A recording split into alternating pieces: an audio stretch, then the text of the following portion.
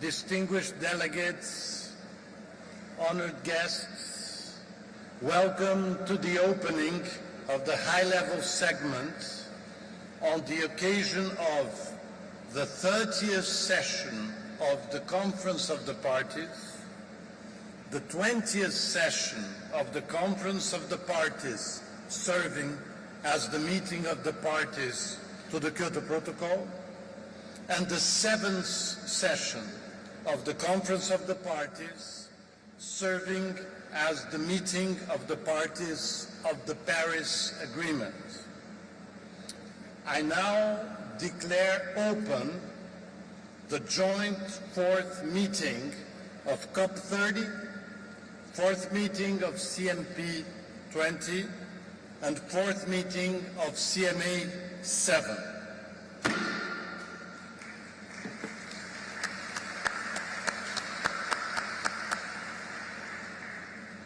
This morning, we are honored to have with us His Excellency Mr. Geraldo Alckmin, Vice President of the Federative Republic of Brazil, and Her Excellency Ms. Annalena Baerbock, President of the 80th session of the United Nations General Assembly.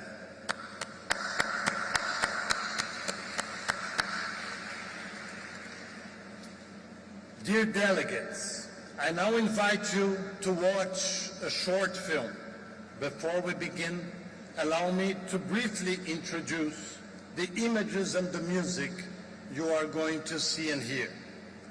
The sequence of photographies was conceived by Lélia Vanik Salgado based on the photographs of her late husband, Sebastião Salgado. Their Amazonia series was created mainly between 2013 and 2019 as a testimony to the forest and to the peoples who inhabit it.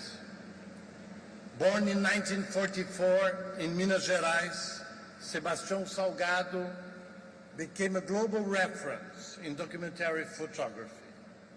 He responded with great generosity to the invitation of the COP30 presidency to allow his images to inspire the participants of this conference. In May 2025, Sebastião Salgado passed away. His legacy remains as a restless conscience of our time, a gaze that dignifies people, their work, their lands, while also calling us on protecting the forests, the waters, and all living beings in our planet. The music you will hear that was chosen by Lélia and him is an aria from the Baquianas Brasileiras No. 5 by Heitor Villa-Lobos, composed in 1938 for soprano and 8 cellos, a meeting between Brazilian traditional music and Baroque form. Villa-Lobos drew deeply from Brazilian popular songs, modinhas, cocos, cantigas, and he entered in a dialogue with the forest with a series of masterpieces. We will hear the version interpreted by Brazilian soprano Maria Lúcia Godoy, one of our most distinguished classical singers. I now invite you to watch this short presentation.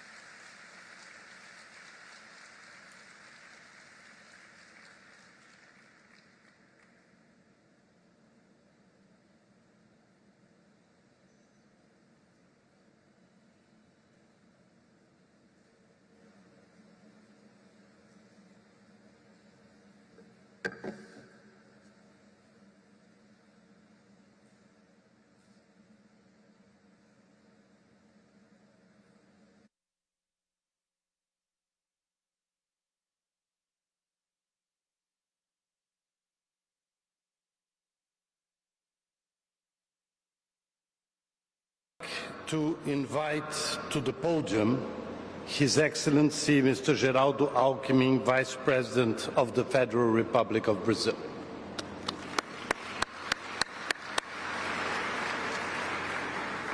Her Excellency Ms. Annalena Baerbock, President of the 80th Session of the United Nations General Assembly. Mr. Simon Stew, Executive Secretary of the United Nations Framework Convention on Climate Change. And Ms. Noura Hamladji, Deputy Executive Secretary of the United Nations Framework Convention on Climate Change.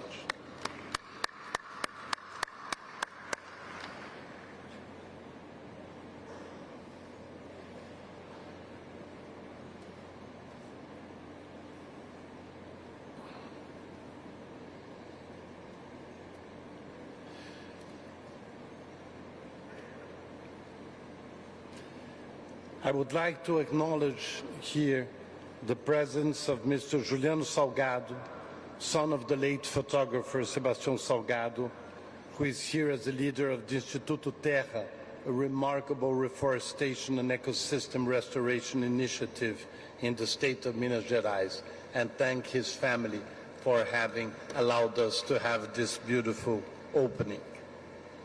I would also like to acknowledge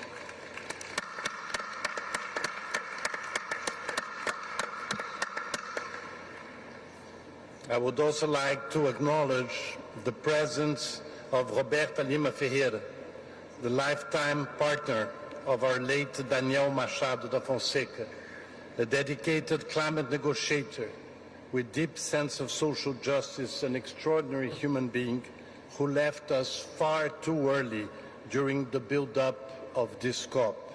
Our hearts and thoughts are with Roberta and her family.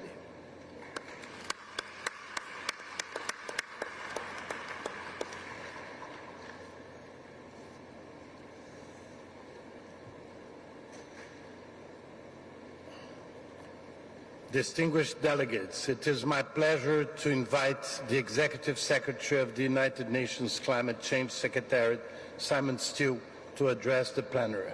Executive Secretary, you have the floor.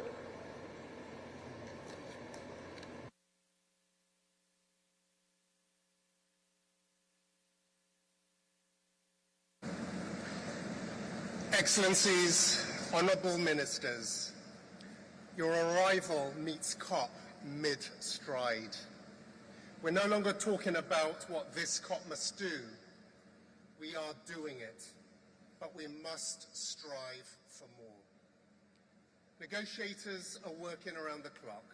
I commend the spirit of goodwill throughout week one. It reflects a widespread conviction that the Paris Agreement is humanity's only way to survive this global climate crisis and to spread the vast benefits of climate action to all nations. We are all aware of the headwinds, but I also sense a deep awareness of what's at stake and the need to show climate cooperation standing firm in a fractured world. I sense a real determination to build on the major progress of recent COPs and show once again that climate cooperation is working to deliver real progress, though needs to work faster and fairer. In week one, we've also seen some major steps forward in the action agenda, an increasingly key part of the Paris framework. In 7 days, nations have mustered $1 trillion charge into clean energy and grids, rallied around a global plan to quadruple sustainable fuels, unlocked new waves of green industry, and started preparing a pipeline for new adaptation investment. They reflect an irrefutable fact driven by this process. A new economy is rising faster than forecasts. The good news, last year alone, more than $2.2 trillion flowed into renewable energy, That's more than the GDP of over 180 countries. This real-world progress is not a nice to have. It is mission critical.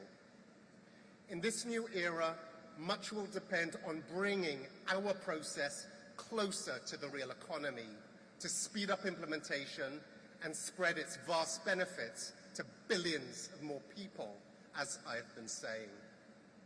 But friends, the pace of change in the real economy has not been matched by the pace of progress in these negotiating rooms. The spirit is there, but the speed is not. As climate disasters wreck millions of lives and hammer every economy, pushing up prices for food and other basic needs, we all know what's at stake. I said we needed an acceleration in the Amazon, and that applies equally to how we all go about our collective work here. Clearly, there is a huge amount of work ahead for ministers and negotiators. I urge you to get to the hardest issues fast.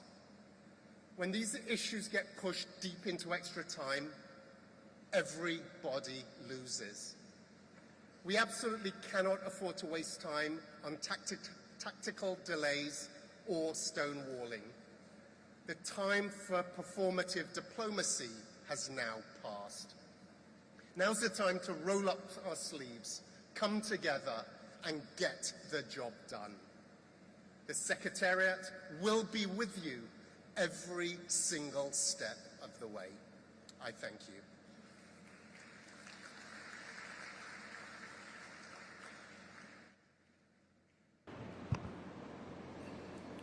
Thank you, Executive Secretary. It is my distinct pleasure to invite Her Excellency Ms. Annalena Baerbock, President of the 80th session of the United Nations General Assembly, to address the plenary. Your Excellency, you have the floor.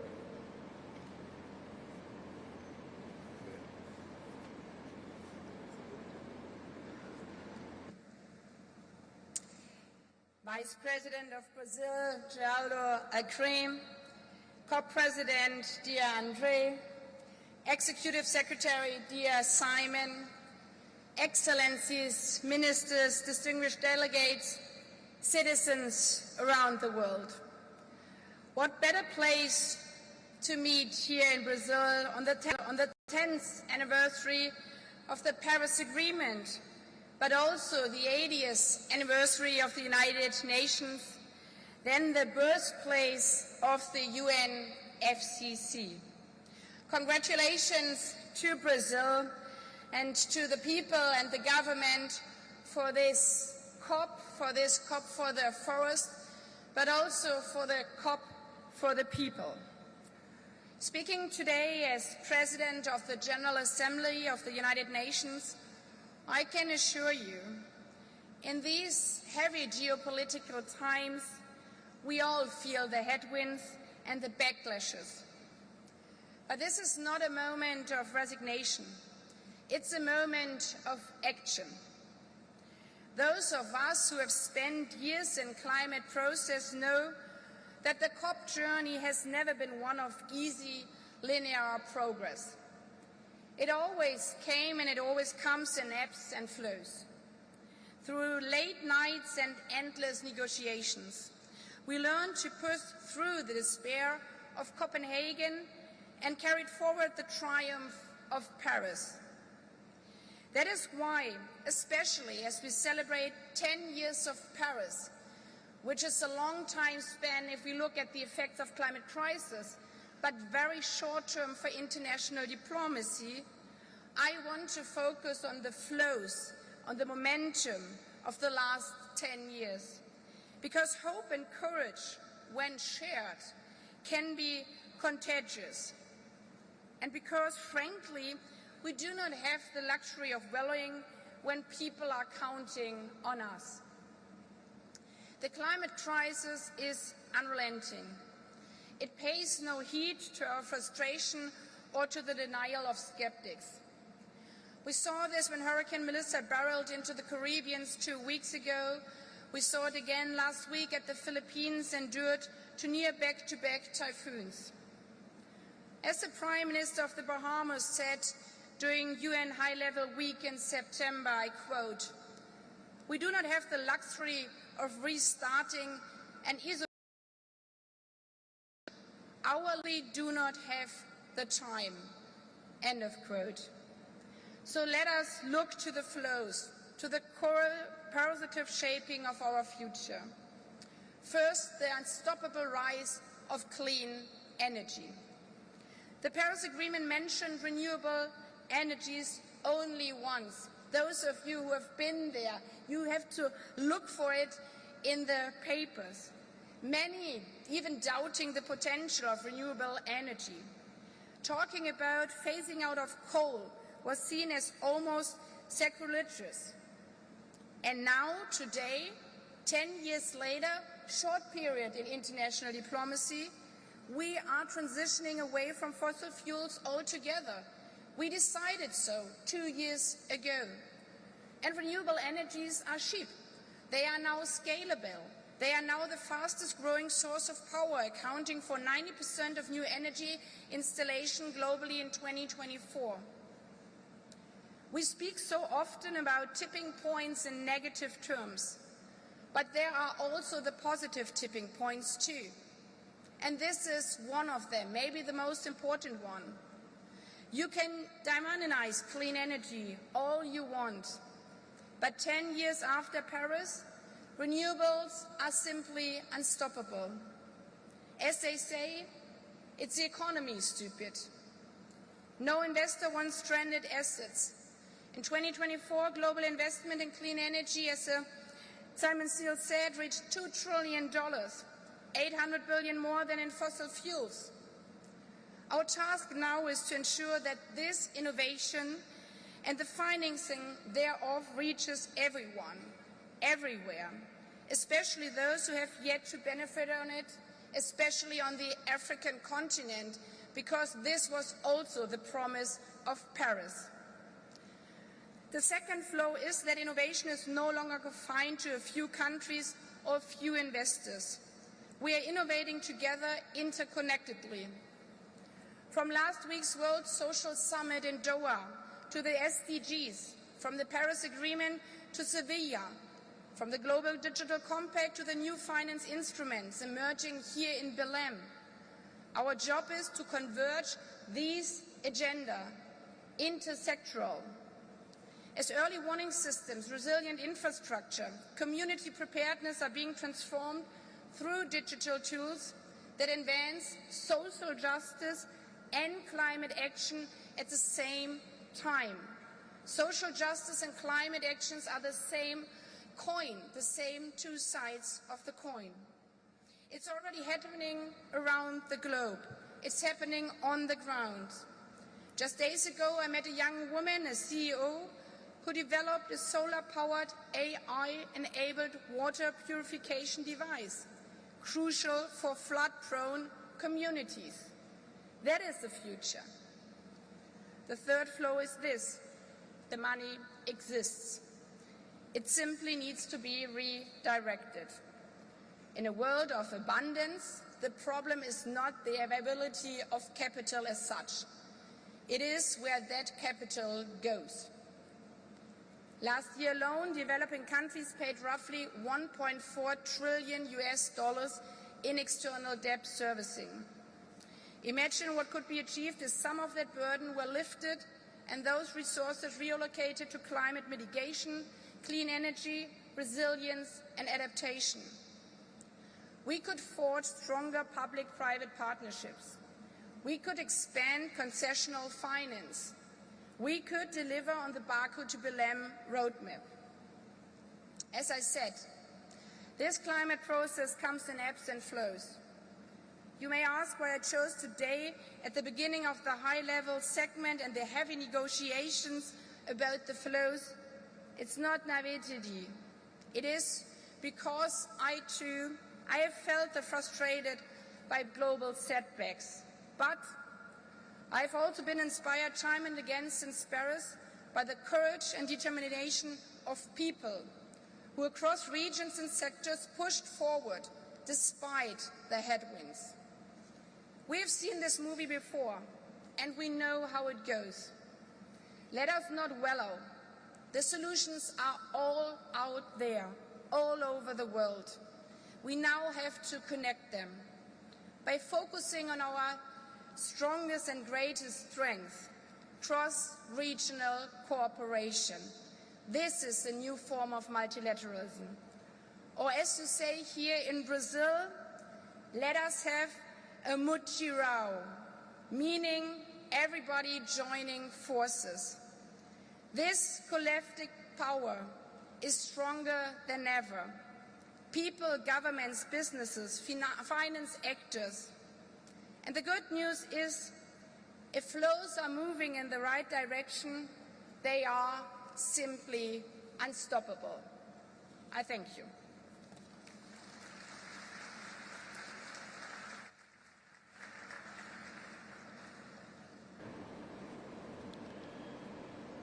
Thank you very much for your intervention. It is my pleasure now to invite His Excellency Mr. Geraldo Alckmin, Vice President of the Federative Republic of Brazil, to deliver a message to the plenary. Your Excellency, you have the floor.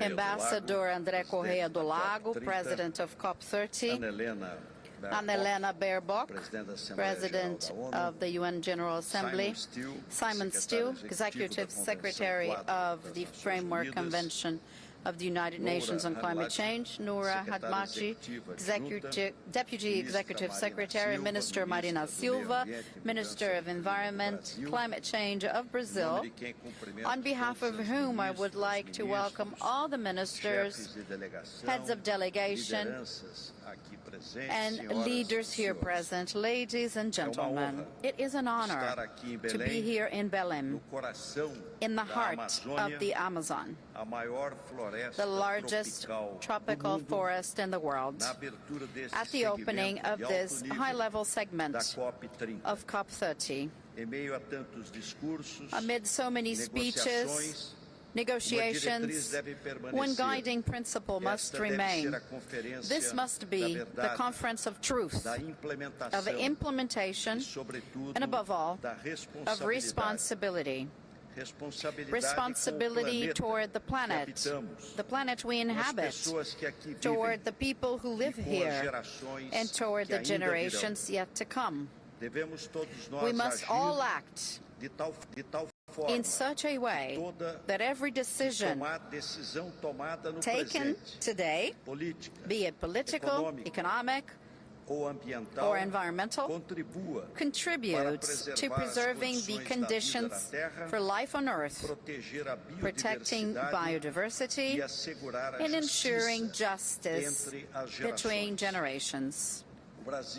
Brazil and the government of President Lula recognize their responsibility and their challenges in fighting climate change.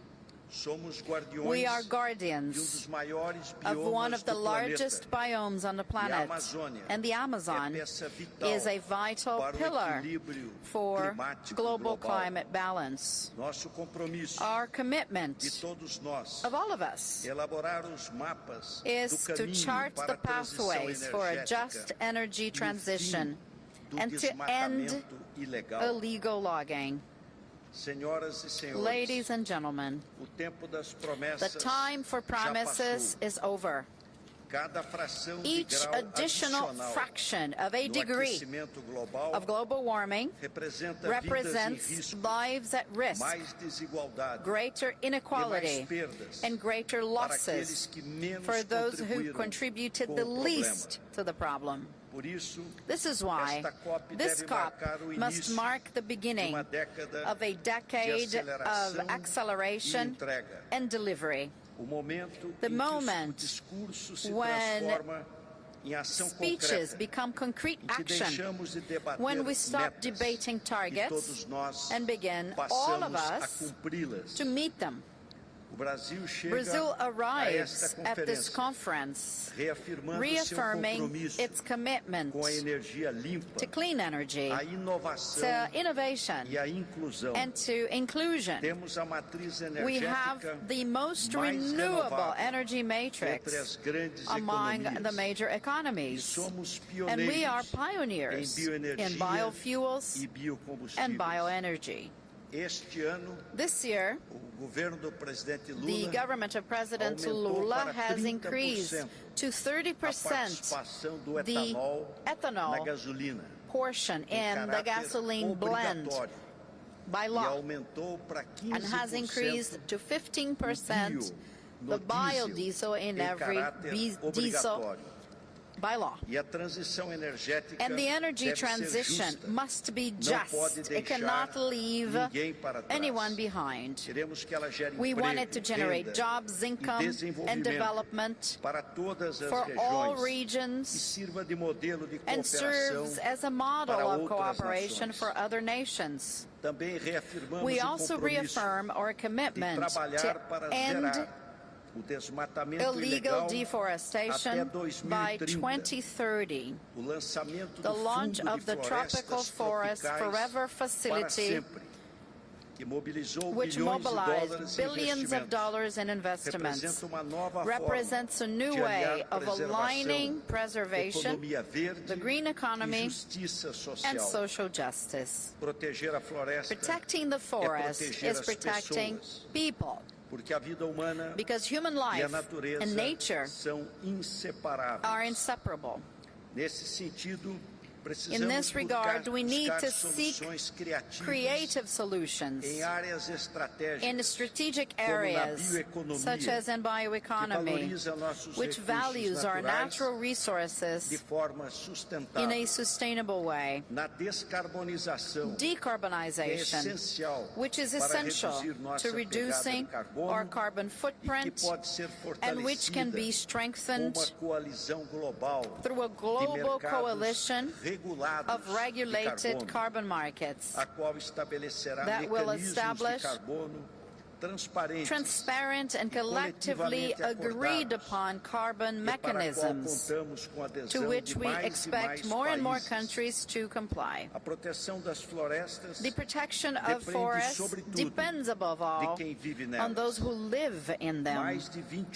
Over 28 million Brazilians live in the Amazon region, amongst which we have the indigenous peoples and traditional communities, who are the true guardians of the forest.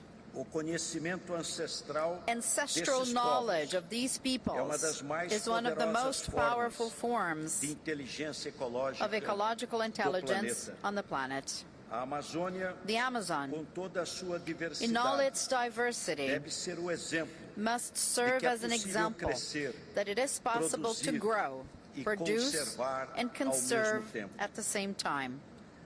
Brazil proposes that COP30 leave as a legacy a set of integrated action maps in accelerating the energy transition towards reducing dependence upon fossil fuels. The goal is to triple renewable energy and double energy efficiency by 2030. This date is right around the corner. But the data show that the renewable capacity today is still half of what would be necessary to reach the goal. Along the same line, In Belém, commitment is intended at quadrupling the use of sustainable fuels until 2035, and 25 countries have already joined the effort. In eradicating illegal deforestation, we have already reduced deforestation in Brazil by 50%, but we must do more. Innovative ideas such as the TFFF can make concrete contributions towards achieving this goal. In valuing forests, especially with a focus on socio-bioeconomy, as well as on the restoration of degraded areas, and in promoting cooperation among governments, businesses, and local communities. Only through a mutirão will we succeed in changing minds and realities. The moment is for all of us to renew our unity around the goals of the Paris Agreement. The presentation by governments of their NDCs aligned with the 1.5 degrees Celsius of the Paris Agreement is one of the clearest signs of commitment to fighting climate change and reinforcing multilateralism. Brazil's NDC, daring, bold, but realistic, which I had the honor to announce myself last year, together with Minister Marina at COP29 in Baku, sets the commitment to reduce the country's net greenhouse gas emissions in the country from 59 to 67% until 2035, compared to 2005 levels. In national programs and policies, Brazil seeks to do its part. Bringing industrial and technological sectors into this effort is essential and requires effective coordinated action focused amongst the government and the private sector in areas such as industrial decarbonization, circular economy, renewable energy matrix, fostering biofuels, research of new materials, and more efficient production processes. And COP30 now marks the transition of the regime from negotiation to implementation. The various decisions that will emerge from Belém will strengthen mechanisms and foster new arrangements to accelerate climate action on a global scale. And we will do so by choice, because it is the right thing to do. We're all here, all of us, to transform ambition into results and good public policies. Our duty is to ensure that global climate action be guided by ethics, by responsibility, an ethic that unites science and solidarity, progress and dignity. Brazil believes that ethics, innovation, and sustainability are not parallel pathways, but the same path, one of shared responsibility for humankind's common future. I invite the leaders here today to act with the same sense of urgency, pragmatism, and hope. The time to act is now. Thank you very much.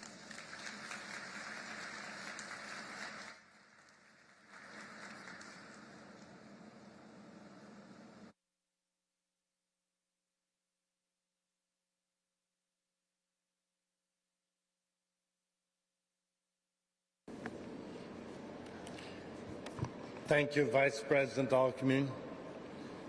Your Excellencies, distinguished delegates, this brings us to the end of the ceremonial opening of the high-level segment.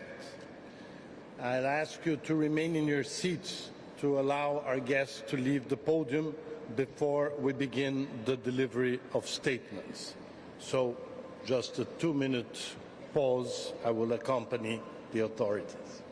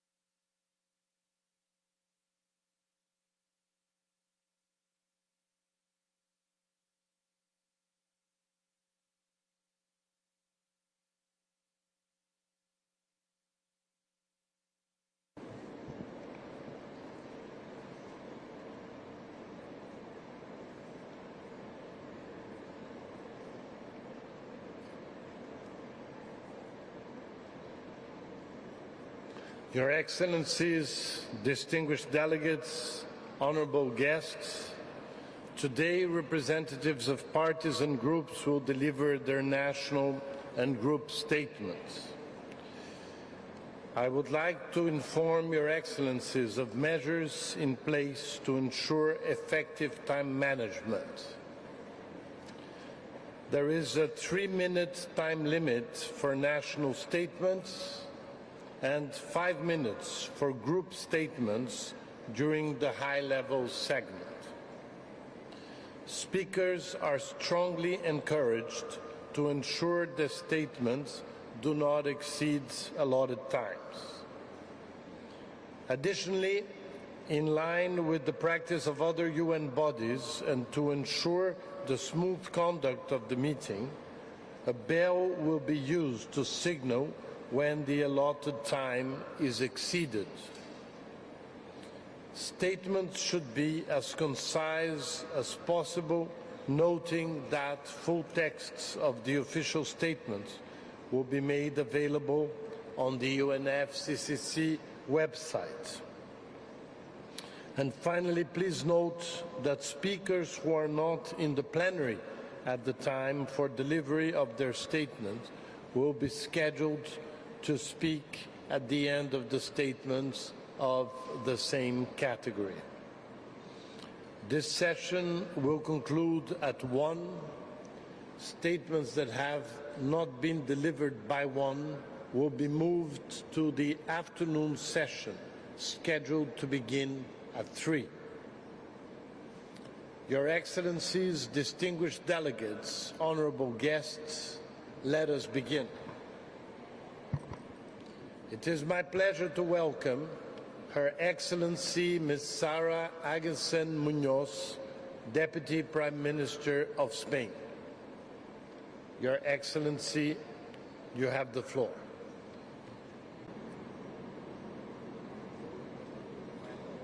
Gracias.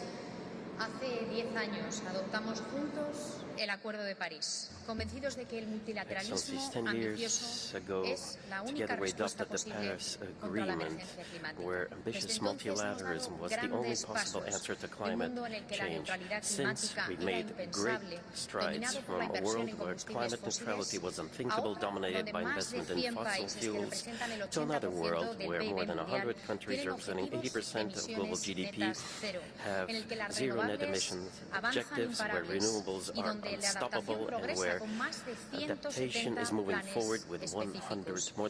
Cada décima de grado cuenta. Hay motivos para la esperanza.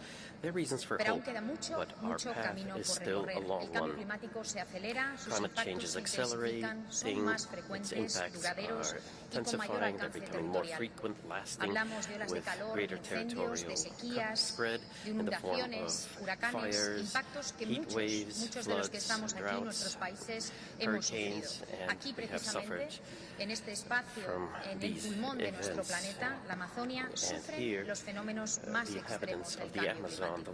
En España también hemos vivido este último año la cara más amarga del cambio climático. Una dana que azotó Valencia o los incendios que asolaron la península ibérica este verano. Son efectos distintos en los territorios, pero con una amenaza común. Estamos ante una emergencia climática que es una crisis sanitaria, social y de seguridad, agravada en los últimos años por el avance exponencial del negacionismo, la desinformación y los ataques a la ciencia, que nos hacen más vulnerables y solo aumentan las pérdidas y daños.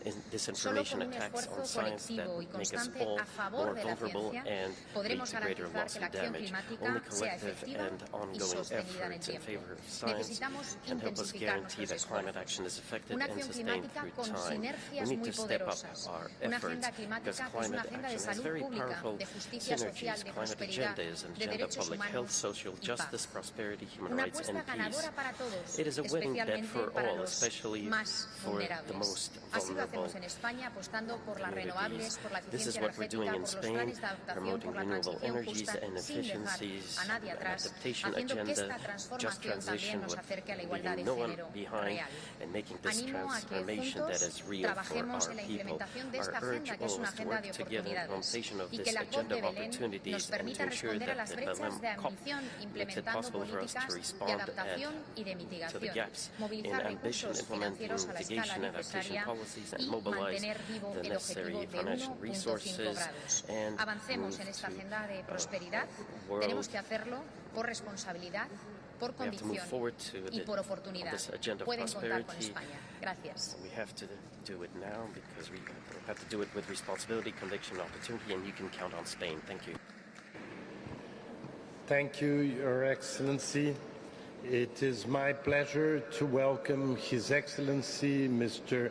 Dhananjay Ramphul, Minister of Foreign Affairs of Mauritius. Your Excellency, you have the floor.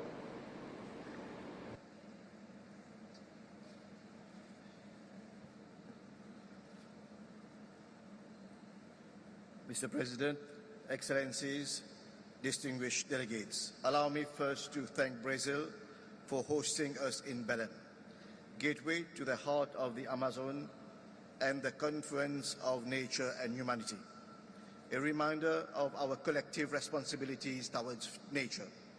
Mr. President, our land, our ocean and our air are facing unprecedented challenges. Climate crisis is today's reality. It is burning our forests, bleaching our corals, flooding our coast, and damaging our ecosystem services beyond repair.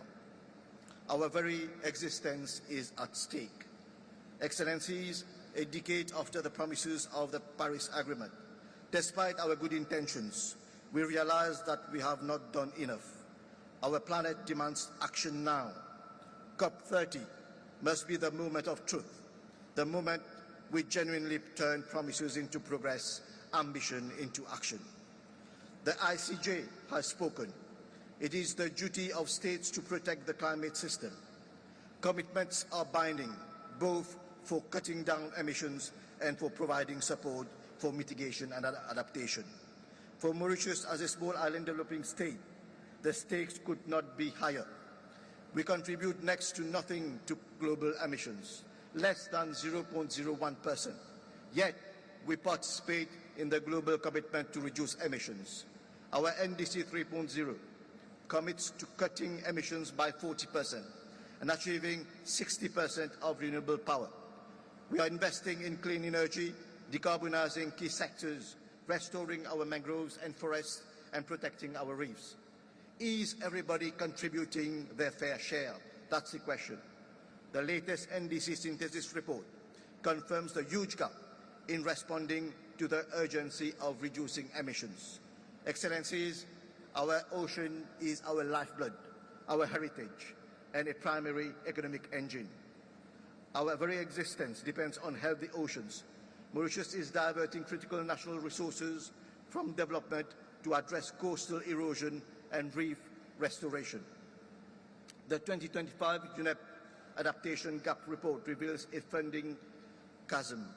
Let us be clear, national ambition, especially for SIDS, cannot succeed without global solidarity. Climate action makes economic sense. Every dollar invested in adaptation saves significantly more. We either invest now or wait until no amount of finance can cure the climate. Action is not thrift. Inaction is folly. We must leave Belém not with declarations, but with the determination to act and deliver for a future we and our children deserve. Thank you.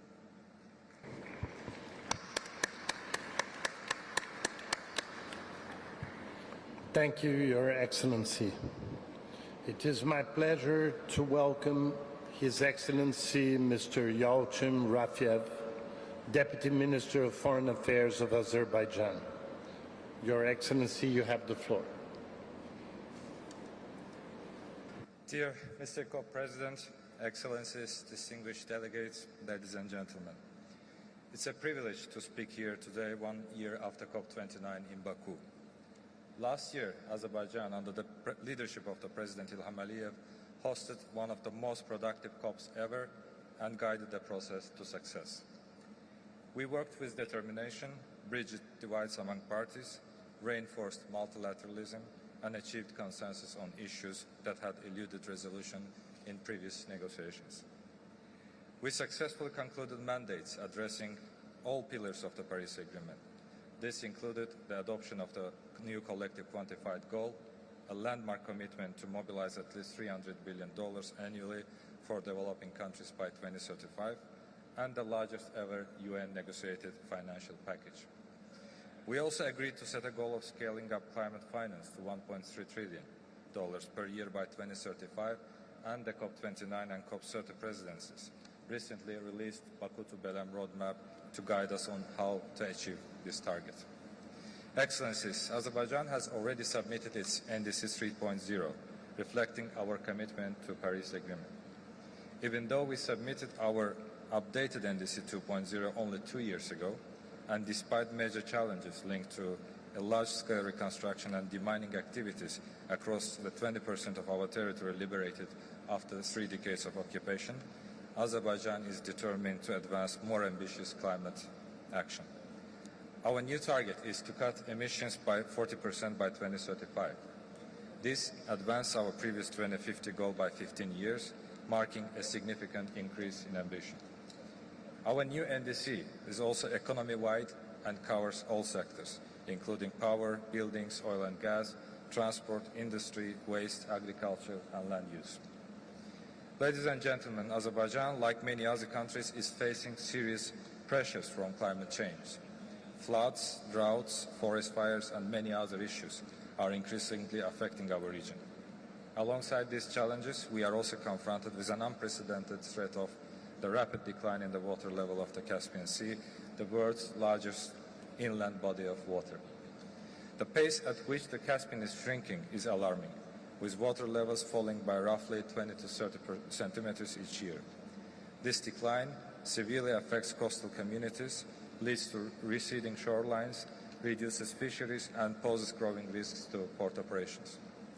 Strong and meaningful international cooperation is therefore imperative to advancing shared science-based solutions. We must address this mounting problem with a clear focus on preventing yet another environmental catastrophe in our region. Colleagues, Azerbaijan is committed to multilateralism and we want to preserve the process. So we are here at COP30 to continue working with all partners and build solutions that help us move forward in solidarity for a green world. I thank you.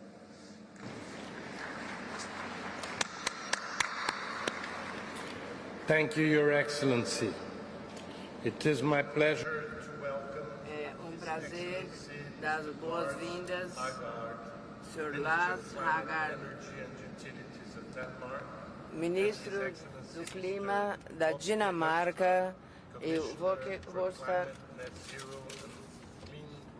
comissionário para a Comissão Europeia, falando em nome do Grupo da União Europeia.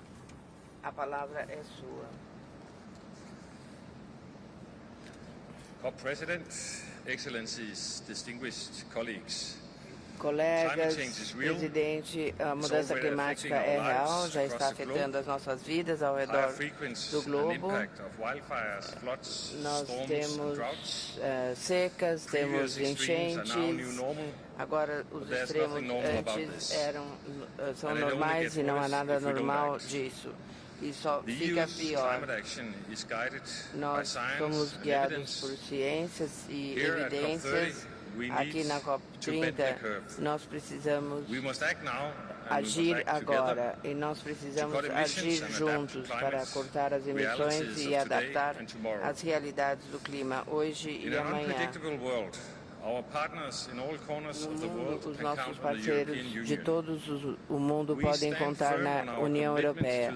Estamos firmes no nosso comprometimento do Acordo de Paris. Dia 5 de novembro, os ministros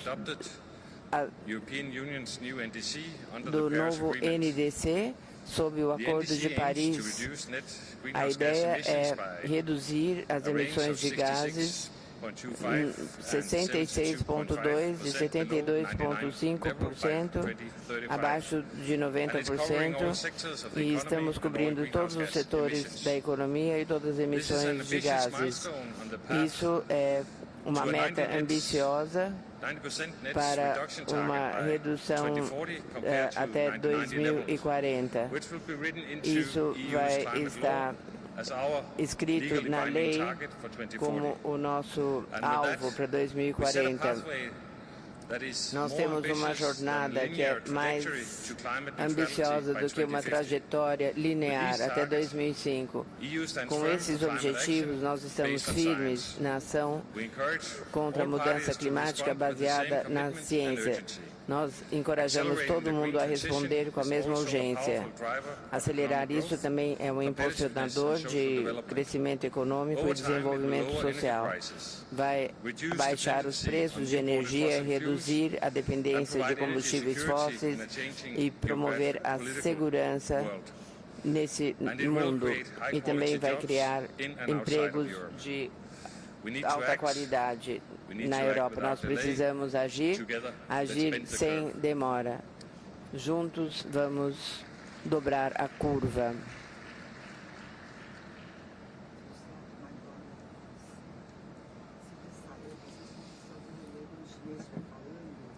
Dear Co-President, dear Andre, ladies and gentlemen, senhores e senhoras, nós encontramos em Belém, onde a ciência demanda mais ação e o multilateralismo tem que fazer certeza da entrega. Nós renovamos a nossa ambição com uma contribuição de 66,6%, 72,5% redução de emissões comparado com os níveis anteriores. Isso reflete uma jornada até a metade do século. Na União Europeia, em casa, nós temos um registro de calor em todos os setores, enquanto nós preparamos as nossas economias para a transição que vamos ter pela frente.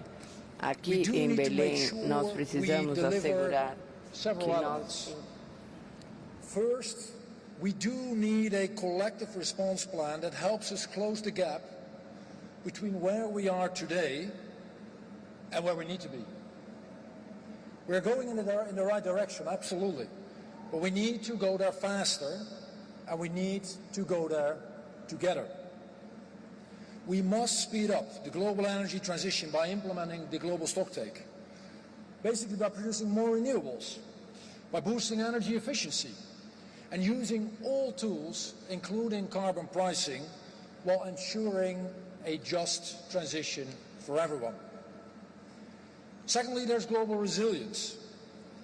Adaptation and preparedness must be top priorities to protect communities, to protect ecosystems and livelihoods. And I'm truly proud of the work we have done, that has been done by the negotiators on adaptation indicators. Third, all actors must work together to scale up financing for climate action in developing countries, as was agreed last year in Baku. And it is in this context that we urgently need to improve access, in particular for the LDCs and the SIDS, and for adaptation. And to give you our numbers, the European Union and its member states are already major contributors.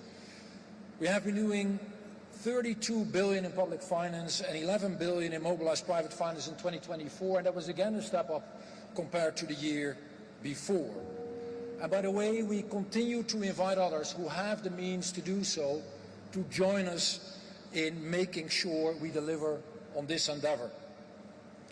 Together with the European Investment Bank, we remain the largest provider of international public climate finance. Fourth and finally, and the Vice President of Brazil was already mentioning that, carbon pricing. You all know the saying by Victor Hugo that there's nothing so powerful as an idea for which the time has come. And this is something we do need to pursue.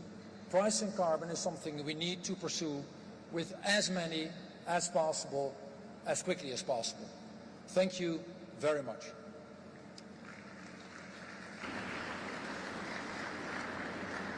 Thank you very much, Your Excellencies.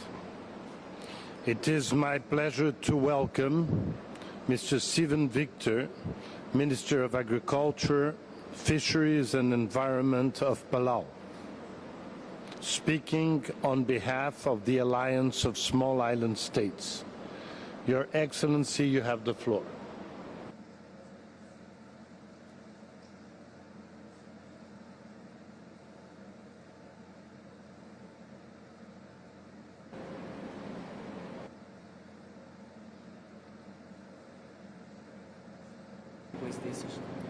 No?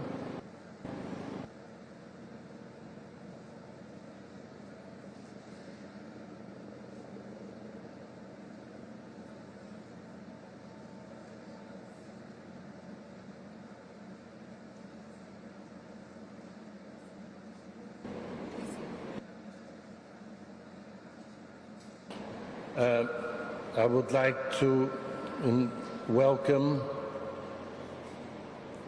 His Excellency Mr. Steven Victor, Minister of Agriculture, Fisheries and Environment of Palau, speaking on behalf of the Alliance of Small Island States.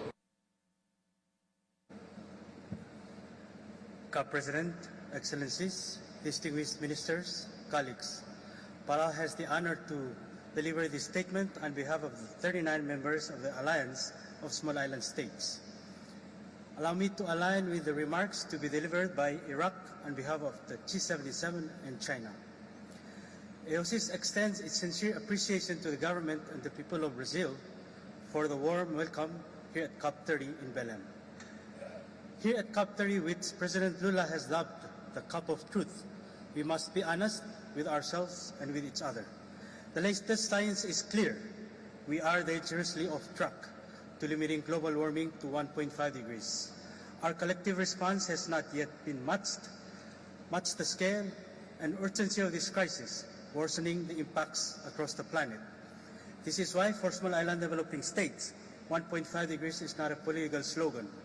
It is a non-negotiable survival threshold for our people, our culture, and our livelihoods. Mr. President, AOSIS has come here with solutions. We have made a proposal for a robust response plan to NDC synthesis report to get us back on track to 1.5 degrees.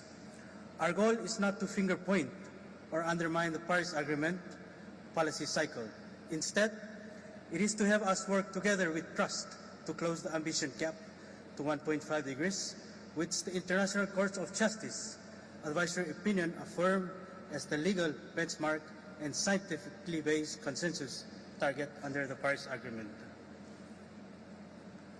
At the same time, we must use our existing spaces, such as the mitigation work program, effectively, and to agree to refine our global stocktake process and to ensure it considers the best available science from the IPCC to safeguard its scientific integrity. On the UAE dialogue, we are disappointed that 2 years after the adoption of the GST, we are still unable to advance follow-up on outcomes of GST1, particularly the just, orderly, and equitable transition away from fossil fuels. Adaptation is an ever-increasing priority for AOSIS. At COP30, we are mandated to conclude the UAE Belém work program on indicators. We recognize the complexity of this task, given that further work is needed to refine those indicators that are still not complete. Our view is that subsidiary bodies can continue this work toward a set of credible, balanced, and workable set of indicators. Mr. President, Excellencies, for small island, climate action is possible if it's underpinned by credible and accessible finance, the development and transfer of appropriate technologies and capacity building for developing countries. Public finance remains vital, and this is why we join other developing countries in a call to operationalize Article 9.1. We must also see at least tripling annual outflows from our climate finance, including CCF, Fund for Responding to Loss and Damage, the Adaptation Fund, and the Global Environmental Facility. We also note with concern recent challenges in CCF approvals with the introduction of arbitrary conditions based on per capita incomes and population size by some board members. This is not in line with our convention, the Paris Agreement, of our agreed rules under CCF. This situation must stop. We must adhere to past agreements, including operationalizing the special circumstance of seats to maintain and rebuild the fragile trust and finance. The adaptation finance gap continues to grow. The recent UNEP gap report found that developing countries will spend $350 billion a year to adapt to climate change by 2035. To address this gap, we join other developing countries in calling for at least tripling of adaptation finance to $120 billion by 2030. Trust requires transparency, and action requires predictability. Last year in Baku, we all agreed to the new collective quantified goal on climate finance. Many parties have said they want to talk about the NCQG and its implementation. Yet, in relevant agenda items on Article 9.5, where developed countries have agreed to elaborate their actual roadmaps on climate finance, we have seen deliberate attempts to stop any and all progress. It is crucial that we update the terms of reference of biennial communications developed countries to reflect elements of NCQG. AOSIS comes to Belém with a genuine desire to work together and to build trust to deliver our climate commitments. We urge all parties, under capable guidance of Presidency, to act with urgency and solidarity this moment demands. For us, this is not just about ambition. It is about taking actions required to ensure a safe and prosperous future for all of us. I thank you. Thank you, Your Excellency. It is my pleasure to welcome His Excellency Ambassador Luqman Al-Faili, Chair of G77 in China and Permanent Representative of Iraq to the United Nations, speaking on behalf of the Group of 77 in China. Your Excellency, you have the floor.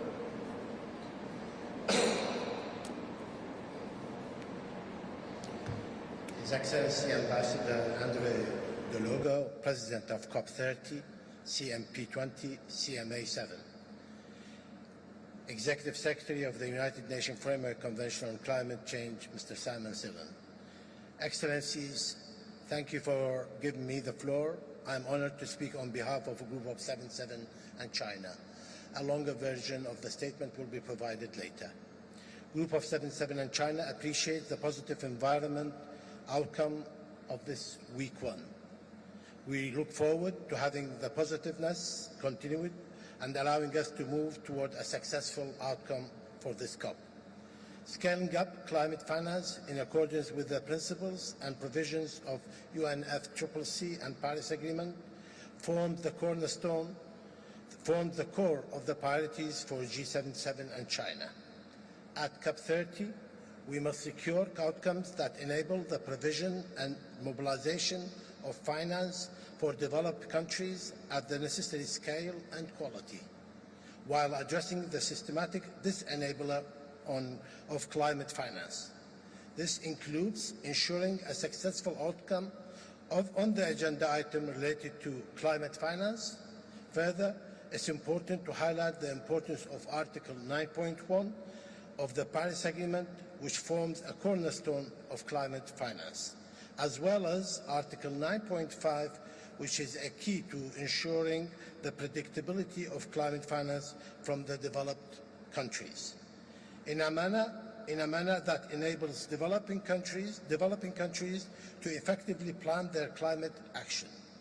We underscore the need to improve bilateral communication submitted by developed countries to demonstrate additionality and delivery of predictability needed. We emphasize the importance of operationalizing the CMA's decision to encourage the operating entities of the financial mechanism and other multilateral climate funds to at least triple their annual outflow of the operating entities by 2030. With a significant increase of public resources provided through the fund, G77 and China underscores that this agreed goal can only be met through fully executed contributions, input from developed countries to the trust fund of the operating entity in a predictable, timely, ambitious manner. For the ninth replenishment of the GEF and further capitalization of its to LDCF and SECE, the third replenishment of the GCF, the first replenishment of the fund of responding to loss and damage, and further capitalization of the adoption fund. G77 and China further emphasizes the need to request from all climate funds to have a transparent financing procedure that applies equally to all non-Annex 1 Convention parties.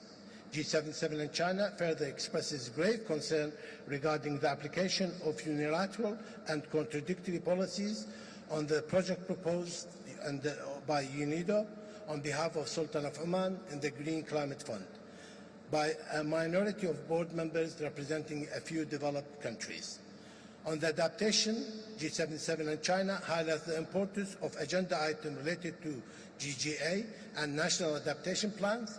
It is vital that we search successful outcome for the COP30.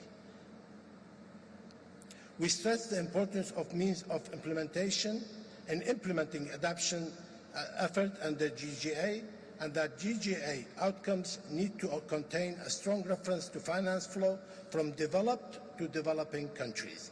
With regard to NAP agenda items, the group appreciates the clear progress we made at this COP and is looking forward to delivering an outcome that is in favor of advancing NAP implementation.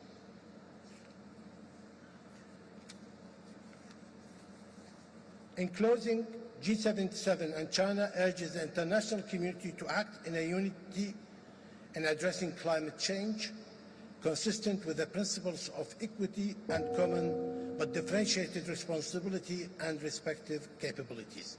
We look forward to a successful COP30 here in Berlin. I thank you.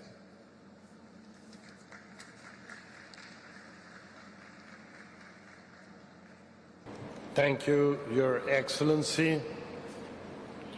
It is my pleasure to welcome His Excellency Mr. Andreas Bjelland Eriksen, Minister of Climate and Environment of Norway. Your Excellency, you have the floor.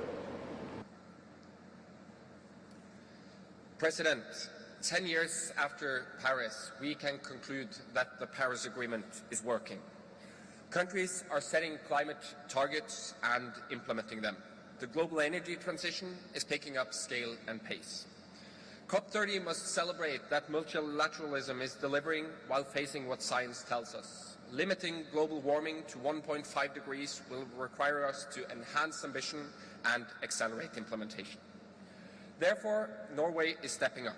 Our 1.5 nationally determined contribution, our NDC for 2035, is set to reduce greenhouse gas emissions by at least 70 to 75% by 2035 compared to 1990. We will do this in cooperation with the European Union as well as through ambitious national policies. Carbon pricing is a cornerstone. We have presented a plan to gradually increase the carbon tax towards 2035. And this and other measures will enable us to progress along timelines for phasing out the use of fossil fuels in key sectors by 2050. President, Norway has also delivered on past commitments. We have overachieved our Kyoto Protocol commitments, and we will deliver on our 2030 NDC. Norway has increased its support to developing countries from already high levels. On provision of climate finance, we have for the third time exceeded our target to double climate finance by 2026. Since 2008, Norway has partnered with tropical forest countries to reduce deforestation with substantial effects. However, our collective ambition to halt deforestation by 2030 means we need to do more.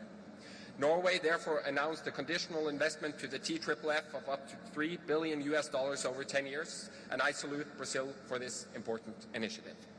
We also plan to support emission reductions in developing countries worth up to $1.5 billion through Article 6 arrangements. We must collectively meet the finance commitments from last year. In doing so, increasing support to adaptation, especially to the least developed countries and small island states, is of utmost importance. Before we leave Belém, we must unite with a clear message. We are steadfast in our resolve to strengthen ambition, accelerate implementation, and ramp up international cooperation. No one can do this job alone, and we call upon all partners, state and non-state actors, to catalyze actions and investment for climate action. The only way forward is together. I thank you, President.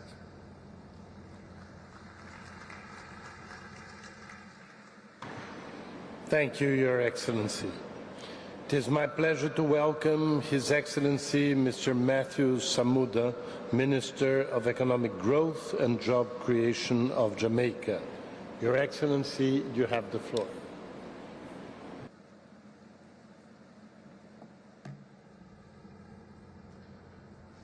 Mr. President, Excellencies, colleagues, I have the honor to speak on behalf of the people of Jamaica here at COP30 in Belém, Brazil. We extend our deep appreciation to the government of Brazil and to the COP President, Ambassador André Correa do Logo, whose leadership we trust will reignite global determination to keep 1.5 degrees alive. Excellencies, On October 28, 2025, Hurricane Melissa changed the life of every Jamaican. In less than 24 hours, a tropical storm exploded into a historic and one of the most powerful Category 5 hurricanes ever. The result? Hundreds of thousands displaced and critical infrastructure destroyed. Storm surge reached 13 feet and rainfall in the Central Highlands surpassed 30 inches within hours. This is the new face of climate change. Mr. President, scientists have confirmed that the conditions driving Melissa's rapid intensification were made 6 times more likely because of human-induced warning. Sadly, extreme events are becoming our new norm. Preliminary estimates place damages around $10 billion or approximately a third or just under a third of our GDP. No small island state can absorb losses of this magnitude. Excellencies, Jamaicans are resilient, but resilience must not be defined as surviving the unbearable. We did not create this crisis, but we refuse to stand as victims. We choose action. Long before Melissa, Jamaica invested in preparedness. As examples, we developed one of the world's most advanced disaster risk financing strategies, including a sovereign catastrophe bond renewed with the World Bank in 2024. We have submitted our enhanced NDCs. We have advanced our LTS for a low-carbon, climate-resilient future. And finally, we are now finalizing our national adaptation plan. These are not small steps for a small island, but instead acts of courage and foresight. We thank the international community, CARICOM, and the United Nations Secretary General for their solidarity during this time. But solidarity must extend beyond sympathy. Mr. President, we welcome the fund for responding to loss and damage, and for us, access is not charity, but indeed climate justice. We urge all developed countries to contribute to the fund meaningfully so that frontline countries can recover and rebuild stronger. The establishment of this fund has justified our call for it to be managed through a World Bank facility, and therefore urge that this could serve as a guiding example as we contemplate the structured approach for other funds in the financial mechanism. Excellencies, the other storm is already forming.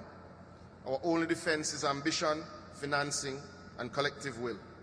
We call on the global community, especially major emitters, to honor their commitments and safeguard the 1.5-degree threshold. For Jamaica, this is survival. It's about our people and their right to a safe and prosperous future. I thank you.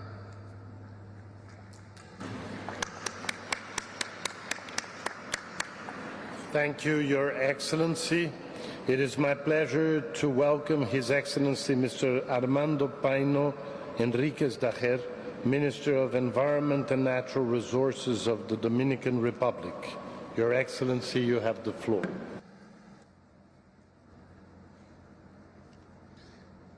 Distinguida Presidencia, excelentísimos jefes y jefas de Estado, estimados delegados, permítame comenzar expresando nuestro agradecimiento a la Presidencia y al pueblo del Brasil por su liderazgo y hospitalidad al presidir la COP30 aquí en Belén, corazón de la Amazonía. Hoy me dirijo a ustedes con un mensaje claro. La adaptación es la prioridad que define nuestra supervivencia colectiva como pequeños estados insulares. Para los CID, cada año que pasa sin apoyo y respuestas contundentes nos deja más expuestos, más vulnerables y con menos margen para proteger lo que somos y lo que tenemos. What we are and what we have. The recent Melissa hurricane showed that the Caribbean is facing a climate crisis, and we're on the front lines. One single event can threaten the water and food security of our countries, destroy critical infrastructure, and reverse years of development in a matter of hours. And while we face longer droughts, growing temperatures, and loss of biodiversity, we're facing another threat that used to be invisible, the sargassum that chokes ecosystems, affects fishing, and paralyzes crucial tourism sectors. What previously was a sporadic event today requires regional solutions, science, cooperation, and financing. In the face of this reality, the Dominican Republic did not come here to Belém with empty hands. 2 days ago, we launched a climatic funding country platform to improve access to climate financing and translate our policies in real investments for resilience and sustainable development and for the people. The Dominican Republic is promoting a just energy transition, strengthening resilient agriculture, and actively conserves our ecosystems. As an example, we are proud to inform that we have managed to protect more than 30% of our coastal and maritime ecosystems and marine ecosystems, reaffirming our commitment to sustainable development. Nevertheless, no national progress can compensate the scale of our vulnerability and our exposure to risks. For that, in this COP, we make a decisive appeal. Developed countries should at least triple financing for climate adaptation by 2030, reaching a figure of at least $120,000 million annually.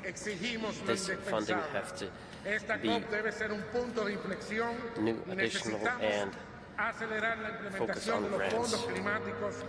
These resources are necessary to promote climate change. We need to ensure that we reach a more just world. Thank you, Your Excellency.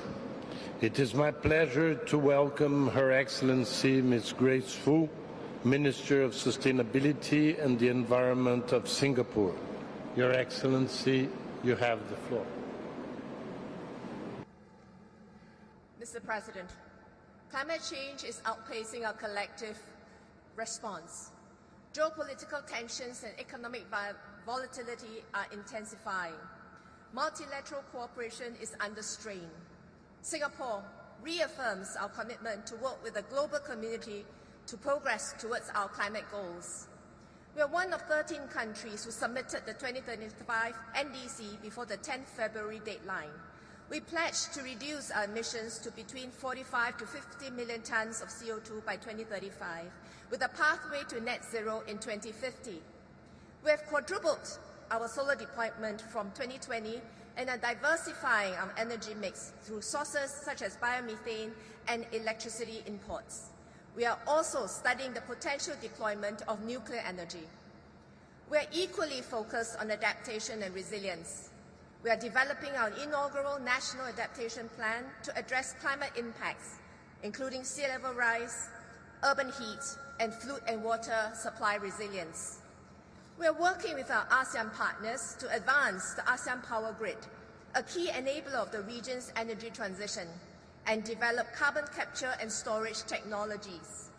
We are also collaborating on research and capacity building initiatives to strengthen regional adaptation and resilience. Implementation requires adequate financing based on the Paris Agreement principles. The Baku to Belém roadmap recognizes the global climate finance gap. As a global financial hub, Singapore is voluntarily addressing this gap through capacity building, blended finance, and carbon markets. Through the FAST-P, we have mobilized $510 million to deploy in green and sustainable infrastructure in Southeast and South Asia. Carbon markets are another key enabler of finance. Singapore has signed 10 implementation agreements under Article 6, and we have committed to procure 2 million tons of nature-based carbon credits from projects in Ghana, Paraguay, and Peru. We also launched the Coalition to Grow Carbon Markets with Kenya and the UK to develop high-integrity voluntary markets which now has 10 member countries.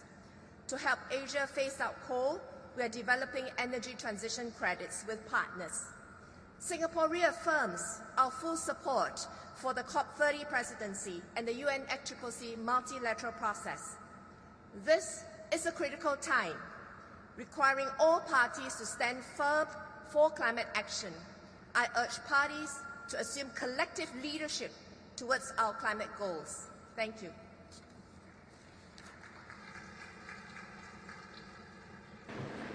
Thank you very much, Your Excellency.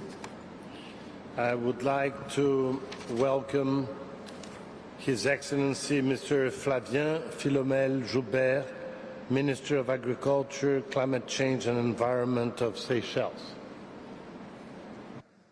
Co-President, Excellencies, distinguished delegates, it is an honor to address this high-level segment on behalf of the government and the people of the Republic of Seychelles. At the outset, allow me to extend our appreciation to the government and people of Brazil for the warm welcome here at COP30 in Belém. We gather here in Belém, a city at the heart and the world's greatest forest, guided by the spirit of the Amazon and by the call issued during the Leaders' Summit a week ago. That call reminded us that courage, solidarity, and collective action are our only path forward. Mr. President, Seychelles Islands before you as a proud small island developing states from the Indian Ocean, a nation of immense natural beauty, but also of profound vulnerability. For us, climate change is not a distant threat. It is a daily reality. Sea levels are rising, coastlines are eroding, coral reefs are bleaching, and livelihoods are increasingly at risk. Each storm, each drought threatens to undo years of progress. At the national level, Seychelles continues to invest in ecosystem-based adaptation, restoring mangroves, rehabilitating coral reefs, and reinforcing coral infrastructures. Yet, adaptation finance remains grossly insufficient. We join the global call for a tripling of the adaptation funds and for simplified direct access for seeds, whose capacity constraints demand flexible and targeted support mechanisms. For us, climate action is not a choice. It is not an abstract debate. It is a matter of national survival. That is why we call for the following. Firstly, Seychelles urges the COP to deliver a bold, ambiguous reaffirmation of the 1.5 degrees limit. This target is not negotiable for small islands. Exceeding 1.5 is a death sentence for a nation like mine. Secondly, we call for a major breakthrough on adaptation finance.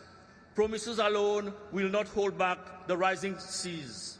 We need predictable, accessible, multi-year financing, fit for purpose for seeds.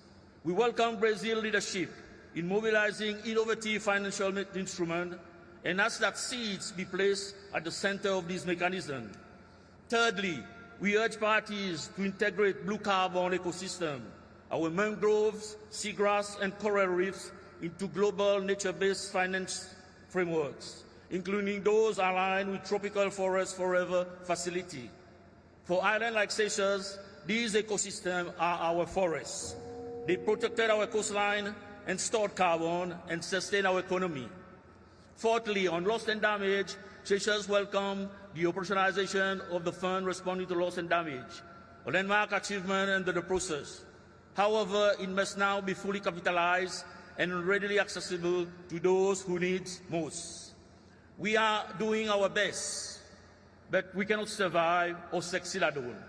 Let this COP be implemented as the moment when the world chooses courage over delay, action and implementation over rhetoric. Seychelles stands ready to work with all parties to deliver an outcome worthy of this moment, because for us, this is not just about ambition. It is about taking action and implementation required to ensure a safe and prosperous future for us all. I thank you.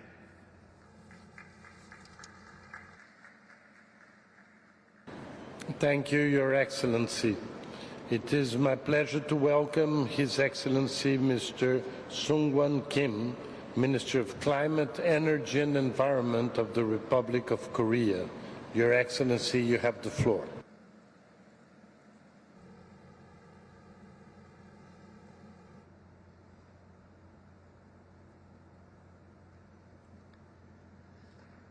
의장님, 기후위기 대응에 함께하는 동료 여러분, 먼저 올 한 해 COP30의 성공적인 개최를 위해 리더십을 보여주신 의장국 브라질과 UN 기후변화협약 사무국에 진심으로 감사를 표합니다.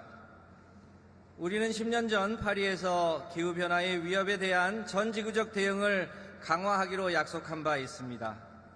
하와이 마우나루와 천문대의 대기 중 이산화탄소 관측값이 처음으로 400ppm을 넘긴 해였습니다. 그러나 지난해 이미 사실상 1.5도를 돌파하였습니다. 파리 협정 1.5도 목표는 위기에 처해 있고 지구는 더 이상 기다려줄 수 없습니다.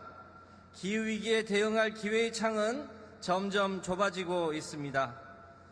이러한 위기의식 속에 대한민국은 지난해 10월 기후에너지환경부를 출범했습니다. 국내 온실가스 배출량의 70%에 해당하는 에너지 정책과 총괄적 기후 정책을 한 부처에서 이행하여 온실가스 감축을 가속화하고 전 지구적 탈탄소 녹색 전환을 선도하기 위함입니다. 또한 환경의 큰 가치 아래 사람과 사람과 환경이 공존하는 미래를 만들고자 함입니다.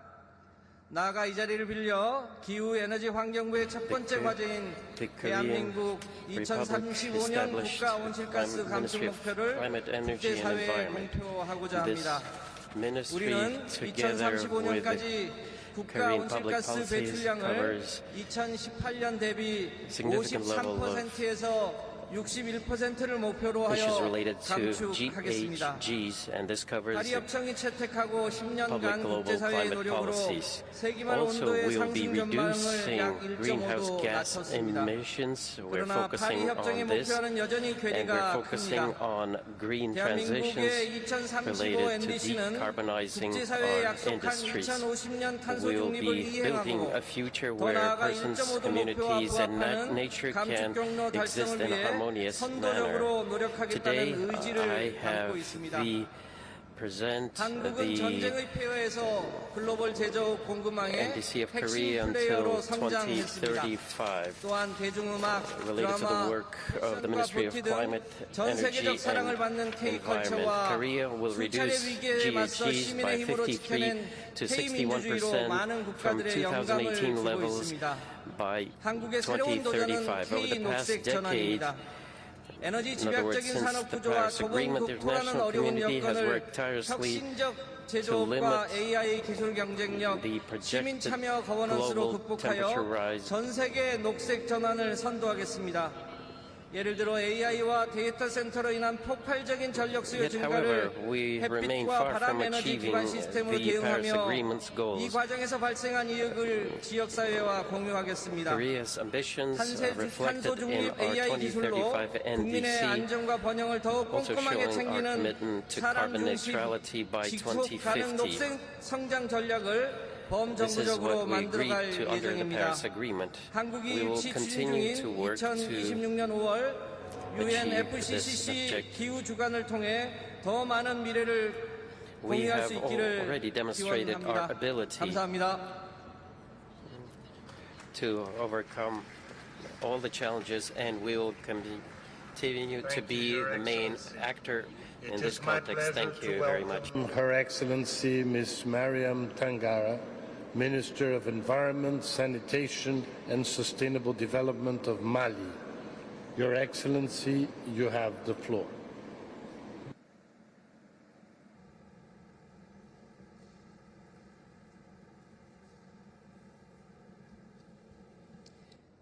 Monsieur le Président de la COP, Mesdames et Messieurs les ministres, Mesdames et Messieurs, Permettez-moi, à l'entame de mes propos, d'adresser mes vives félicitations à la présidence de la COP, ainsi qu'au peuple et au gouvernement de la République fédérative du Brésil pour l'accueil chaleureux et l'organisation exemplaire de cette conférence des parties. C'est pour moi un honneur et un grand privilège de prendre la parole devant cette auguste assemblée réunie ici à Belém, au cœur de l'Amazonie, symbole vivant de la richesse et de la fragilité de notre planète.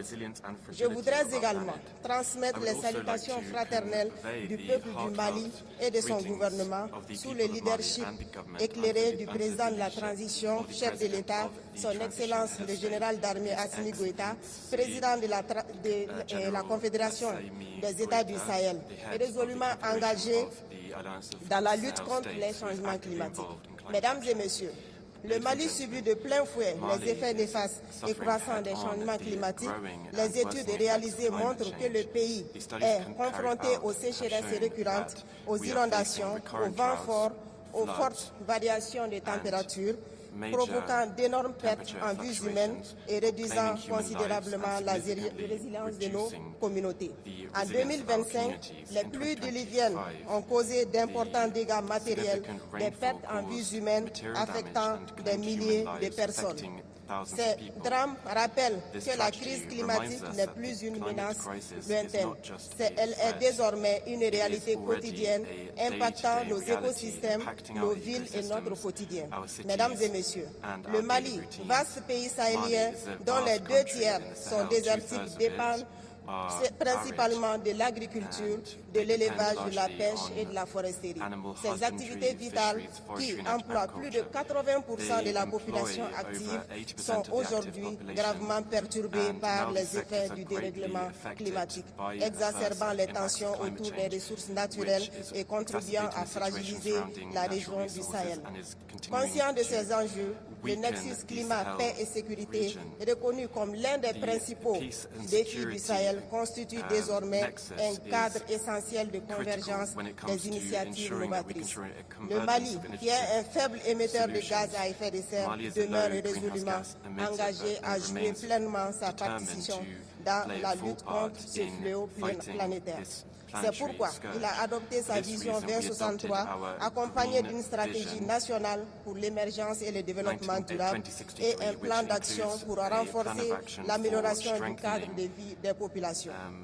Plusieurs actions sont prévues ou en cours de réalisation, dont la construction de 4 centrales solaires photovoltaïques, la réalisation des centaines de kilomètres de lignes et de transport et de distribution d'électricité. En outre, dans le cadre de la poursuite des œuvres sociales initiées par son Excellence le général d'armée, président de la transition, le chef d'État, 512 forages ont été réalisés au bénéfice des populations vulnérables.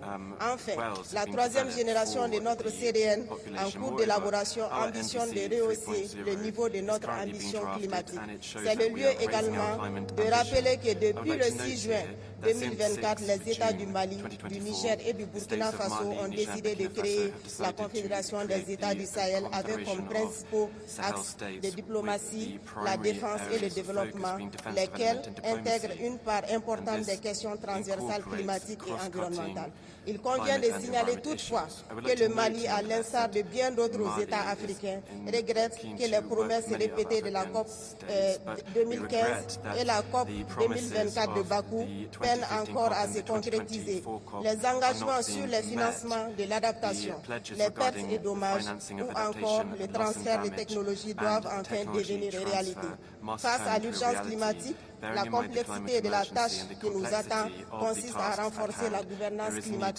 À cet effet, il est nécessaire d'harmoniser et de simplifier les procédures d'accès, notamment de faciliter l'accès aux fonds destinés à l'action climatique. Notre pays est respectueux des principes qui guident l'action gouvernementale, à savoir le respect de la souveraineté du Mali, le respect des choix stratégiques et des partenaires opérés par le Mali et la prise en compte des intérêts vitaux des populations. La République du Mali, pour sa part, demeure convaincue que la COP30 aboutira à des résultats prometteurs pour faire face à l'urgence climatique, qu'elle contribuera au renforcement d'une coopération internationale plus solidaire, une justice climatique et une victoire collective dans notre lutte commune contre les changements climatiques. Je vous remercie. Thank you, Excellency.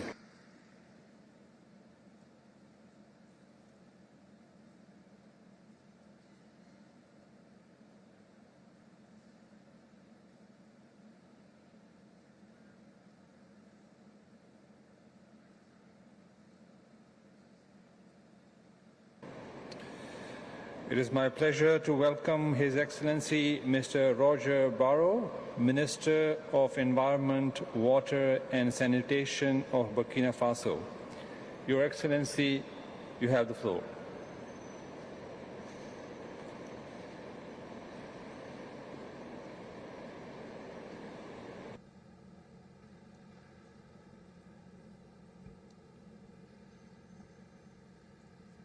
Monsieur le Président, distingués délégués, distinguished delegates, je porte à cette auguste assemblée les salutations fraternelles de son Excellence, le capitaine Ibrahim Traoré, président du Faso, chef de l'État, artisan d'une nouvelle espérance pour le peuple burkinabé. Le Burkina Faso remercie le peuple frère de la République fédérative du Brésil pour l'accueil chaleureux et exprime sa satisfaction pour l'organisation de cette conférence qui se tient au cœur de la forêt amazonienne, sanctuaire de vie, de mémoire et de résilience. Il apporte tout son soutien à la présidence brésilienne pour faire de la COP30 un moment historique de relance de l'action climatique. Monsieur le Président, cette 30e COP nous offre une opportunité, celle d'unir nos voix et nos volontés afin de renforcer l'ambition climatique mondiale et traduire nos engagements en des actions concrètes capables de protéger des vies et d'offrir des moyens d'existence. C'est une responsabilité partagée mais différenciée. Je suis ici pour porter la voix d'un pays sahélien souverain dans ses choix et solidaire dans ses engagements. La voix d'un peuple digne et résilient qui, face à l'adversité, choisit toujours d'agir. La voix d'un pays pour lequel chaque acte, chaque goutte d'eau, chaque parcelle de terre est une richesse à protéger, un héritage à transmettre et une promesse à tenir devant les générations futures. Ainsi, mon pays honore pleinement ses engagements pris dans le cadre de l'accord de Paris à travers sa CDN 3.0, plus ambitieuse qui vise une réduction de 30,87% des émissions d'ici 2030, avec un coût global de 7,5 milliards US, donc 2,8 milliards à rechercher.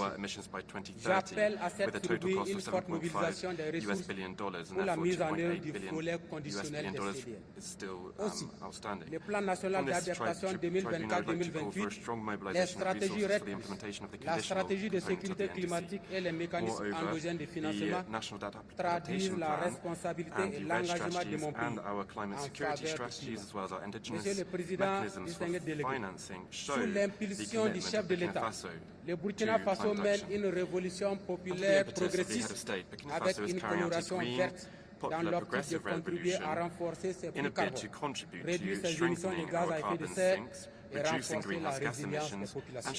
J'en veux pour preuve l'ère patriotique pour reverdir le Faso. Plus de 5 millions d'arbres plantés en une heure. La mise en place de 80 bosquets à plantes médicinales. L'opérationnalisation des systèmes d'alerte. La vulgarisation de l'énergie solaire et des initiatives de gestion intégrée des ressources. Un système national MRV pour garantir la transparence et la redevabilité. Ce ne sont pas des intentions, mais des actes. Le Burkina Faso est un pays sahélien qui s'élève avec un peuple qui crée, qui s'adapte vis-à-vis du climat. Mais il faut le dire avec clarté et insistance. L'Afrique n'a pas à mendier son droit à l'adaptation. La justice climatique exige des financements multipliés, accessibles et majoritairement des subventions. Maintenir le cap de 1,5 degrés Celsius n'est pas une ambition, c'est un devoir moral envers l'humanité. ceux qui ont le plus émis Keeping les temperature gaz à rises to effet de serre 1.5 degrees C is not doivent an ambition, assumer it is la a plus moral grande part en duty to tripliant leur effort humankind. financier Those who have pour emitted the most greenhouse l'adaptation. gas emissions should Ce assume devoir de the responsabilité greatest de share justice ne devrait en by aucun cas tripling their être financial considéré effort to comme inerte adaptation. aux pays les moins This industrialisés. duty and En this tout état de cause, responsibility and this le need for Burkina justice Faso should refuse in no que way ce be devoir de considered as justice an climatique assistance to devienne the un least nouvel instrument industrialized de country. domination In any politique case, Burkina et Faso assumera rejects the pleinement sa idea that politique climate d'industrialisation. justice becomes Monsieur le a Président, new tool for political domination, la planète and ne we sera will pas sauvée fully par l'orgueil ensure that we technologique, can carry out our ni par des industrialization promesses sans policies. suite, The mais planet par will la not volonté be des saved peuples à through être justes technological et hubris redevable and not vis-à-vis de la through planète Terre. promises which Un are not proverbe kept, but mandin through the rappelle willingness que of people to seul on va be plus just vite, and accountable ensemble to on va plus our loin. planet. C'est dans cet There's a esprit que le Mandinka Burkina proverb Faso, which dans le says, cadre de la alone we Confédération go des more États du quickly, but Sahel, together we go AES, further. marche It's aux in this côtés des spirit groupes that des Burkina pays les moins Faso, avancés, under the du Confederation of groupe Sahel Afrique States, et du is working G77 plus alongside la the Chine LDC pour group, un nouvel African ordre group, and the climatique fondé G77 sur and la China group souveraineté, for a new l'équité, climate order le based on respect et sovereignty, la justice. equity, À cette respect COP, and les besoins justice. spéciaux At this et les COP, the circonstances special particulières de l'Afrique and doivent être prises circumstances en and compte needs of dans les Africa must be décisions. taken into account in Monsieur le decisions. Président, distingués President, délégués, distinguished delegates. fidèle à l'esprit Faithful du to the capitaine spirit Thomas of Sankara Captain qui Thomas rappelait Sankara, who said, l'audace and I est au quote, commencement de boldness toute victoire. precedes any victory. Soyons audacieux. We have to be bold. Le temps des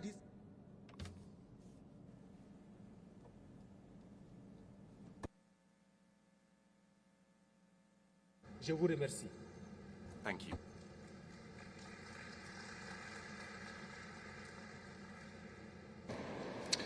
Thank you, Your Excellency. It is my pleasure to welcome His Excellency Mr. Sophalet Hieng, Minister of Environment of Cambodia. Your Excellency, you have the floor.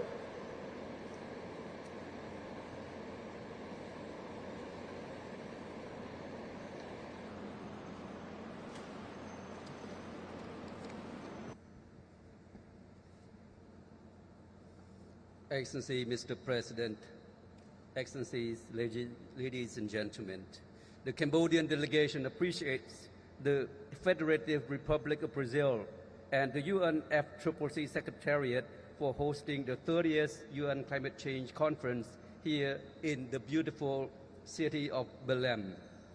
The political stability fostered by Samdech Akek Mahasenapadei Techo Hun Sen, President of the Senate, has laid the groundwork for our sustainable development goals.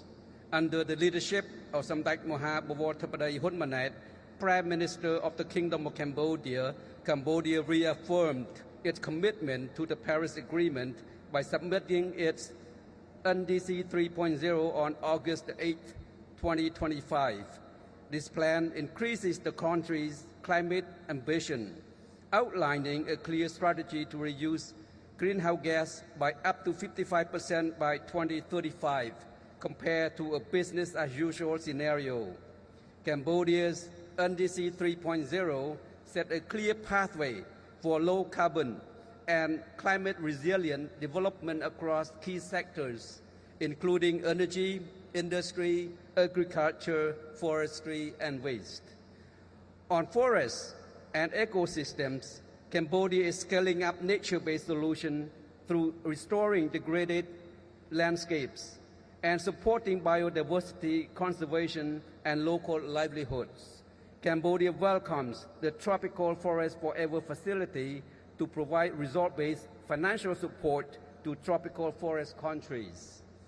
As one of the most climate-vulnerable countries, Cambodia welcomes the operationalization of the Fund for responding to loss and damage and called for a swift capitalization with needs-based and grant-based financing.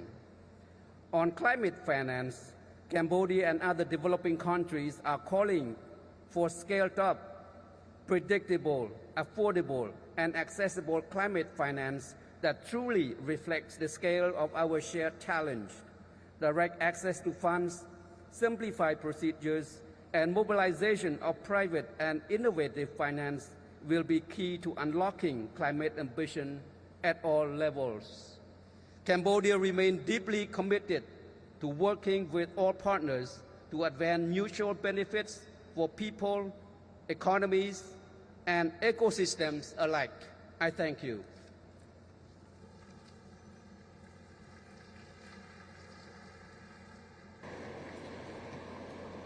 Thank you, Your Excellency.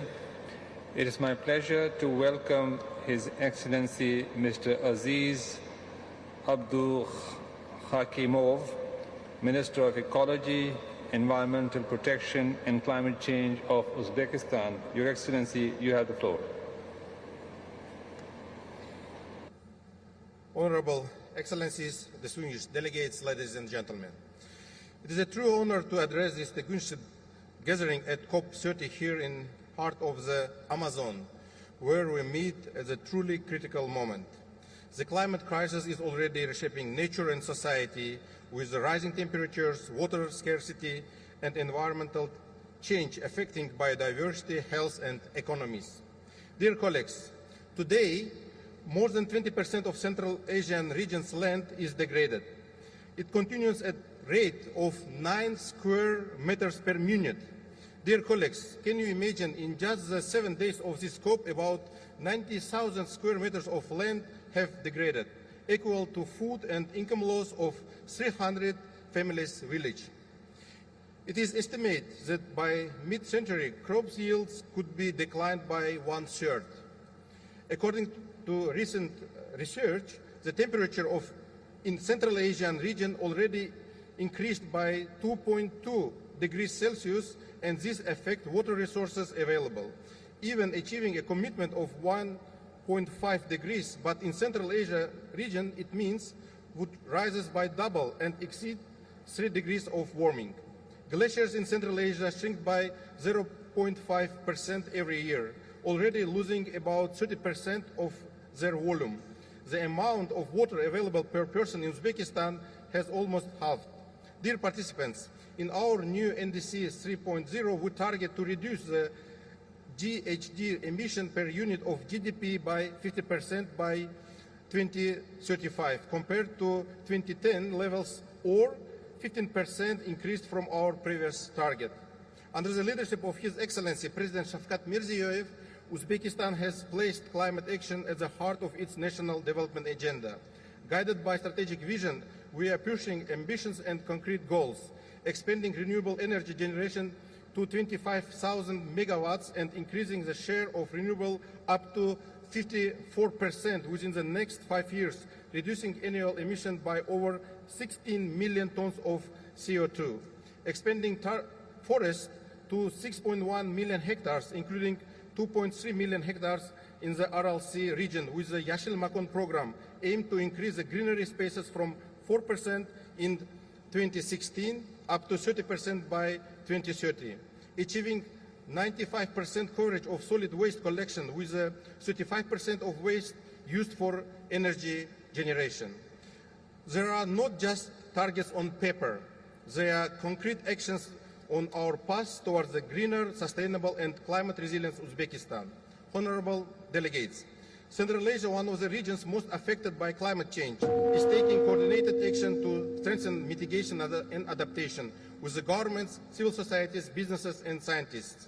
That's why under our ministry we have established the Green University initiative, bringing together partners from Central Asia, Azerbaijan and Mongolia.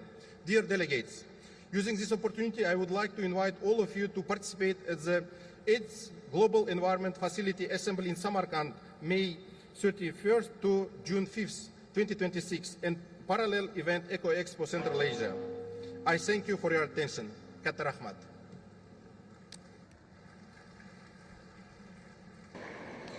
Thank you, Your Excellency. It is now my pleasure to welcome His Excellency Mr. Tawfiq Abdul Wahid Al-Sharjbi, Minister of Water and Environment of Yemen. Your Excellency, you have the floor. السيد الرئيس، أصحاب المعالي والسعادة، السيدات والسادة، تتقدم الجمهورية اليمنية بخالص الشكر للبرازيل على استضافة هذا المؤتمر وعلى قيادة العمل المناخي العالمي نحو مسار أكثر عدالة وطموح. يعكس اجتماعنا اليوم إدراكا جماعيا بأن مستقبلنا يتوقف على العمل السريع والمسؤولية المشتركة. تأتي اليمن إلى هذا المحفل وهي تواجه هشاشة مناخية غير مسبوقة. إن الأثر التراكمي للجفاف والفيضانات والعواصف المدارية يعمل كمضاعف رئيسي لعدم الاستقرار في بلادنا، وتعد أزمتنا الأكثر حرجا هي ندرة المياه، حيث يصل العجز الوطني الحاد إلى أكثر من 2.6 مليار متر مكعب سنويا. تضرب هذه الفجوة المائية صميم أمننا الغذائي، مما يؤثر بشدة على الإنتاج الزراعي وسبل العيش في عموم البلد. وعلى الرغم من الظروف الصعبة فإن رؤيتنا الوطنية من الهشاشة إلى المرونة والشمولية تعكس توجهنا لتحديث المساهمات المحددة وطنيا، بحيث يصبح العمل المناخي بارزا في جميع المسارات نحو التنمية المستدامة ومكافحة الفقر، مع إعطاء الأولوية لجهود التكيف لحماية الأرواح والمجتمعات المحلية وتحقيق التحول إلى التنمية مفروضة الانبعاثات.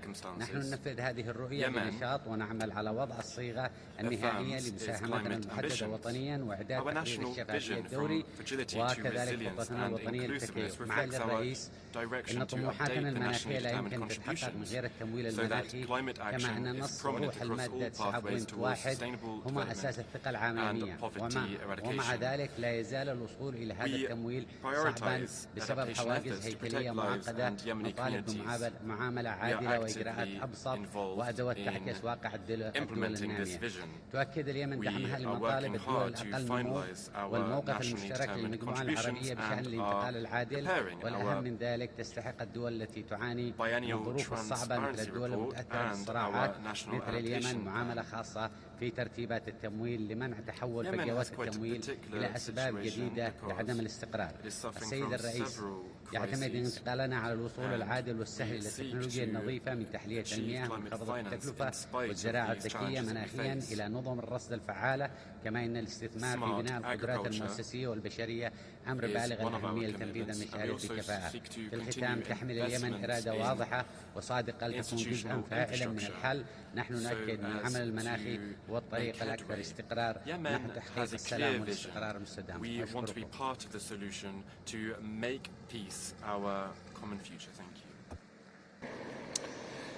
Thank you, Your Excellency. It is my pleasure to welcome His Excellency Mr. Wente B. Molotsi, Minister of Environment and Tourism of Botswana.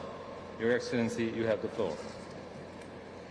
Thank you very much, Your Excellency, COP30 President, Honorable Ministers present here, Executive Secretary of UNFCCC, distinguished delegates, ladies and gentlemen. Botswana extends its heartfelt gratitude to the government and people of Brazil for their warm hospitality. Belém, gateway to the Amazon, reminds us that protecting nature is not an abstraction, it is a duty to current and future generations. We fully support the Brazilian presidency's vision to make this the implementation COP to reinforce multilateralism, connect the climate regime to people's real lives, and accelerate the implementation of the Paris Agreement. Excellencies, as a nation facing severe climate vulnerabilities and impacts, Botswana recognizes the existential threat climate change poses to our sustainable development. It is on this basis that we fully align with the objectives and the principles of both the Convention and the Paris Agreement. We are therefore here to ensure that Paris delivers, and we must keep the 1.5-degree goal within reach. Botswana's unique ecological features constitute our precious natural resource base, which is increasingly vulnerable to climate variability and change. Our nation faces the prime challenge of achieving sustainable management of renewable natural resources in a semi-arid environment amidst a growing human population.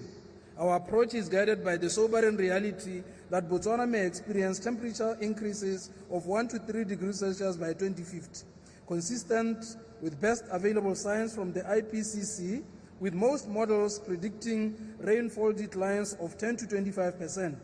Summer temperatures of above 40 degrees Celsius in Botswana are now a reality.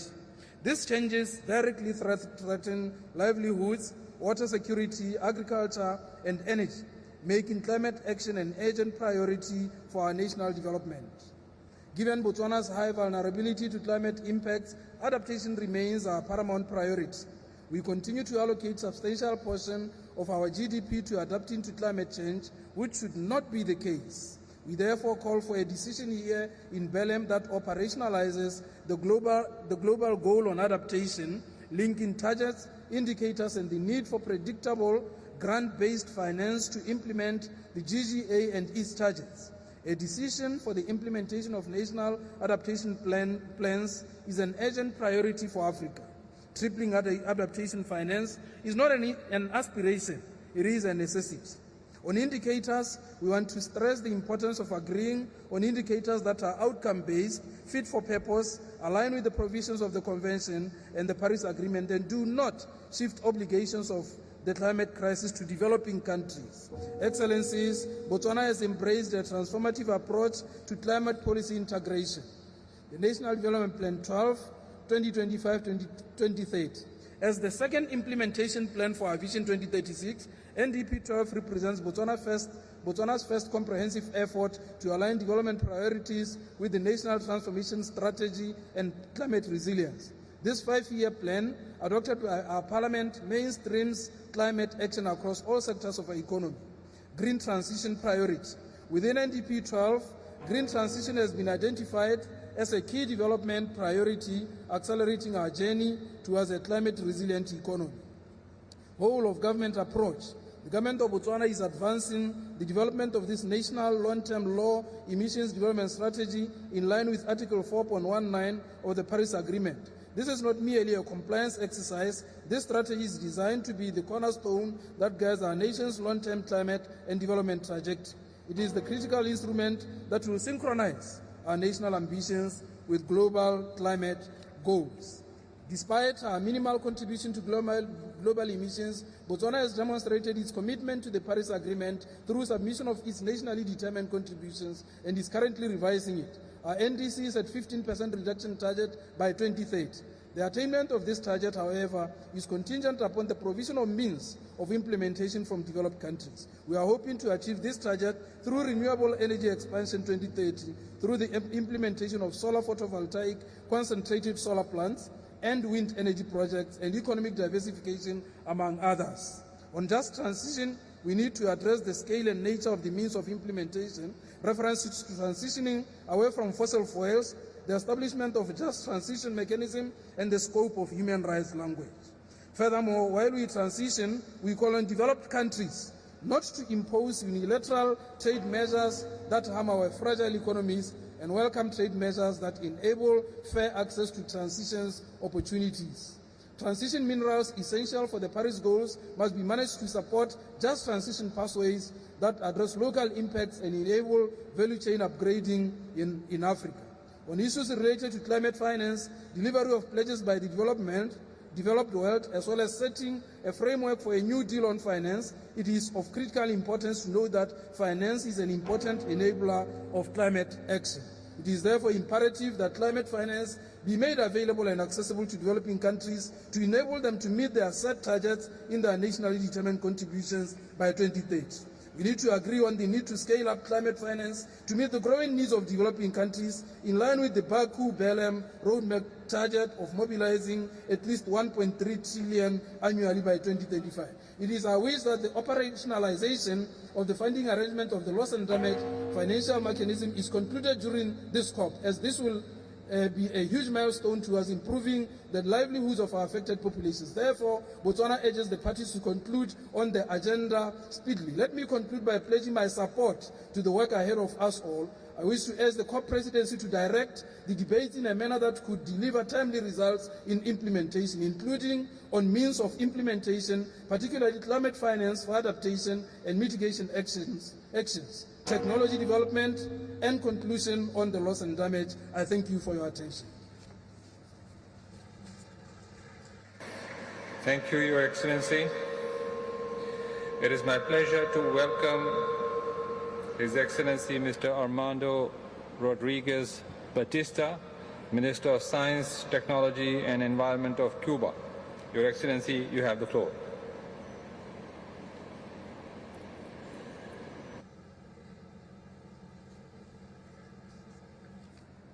Señor Presidente, Excelencias. President, Nuestro más sincero agradecimiento al presidente Lula, al gobierno y pueblo de Brasil. Un especial afecto al estado de Pará y a la ciudad de Belén por hacer posible este encuentro en el corazón de la Amazonía, símbolo de vida y de respeto a los pueblos originarios.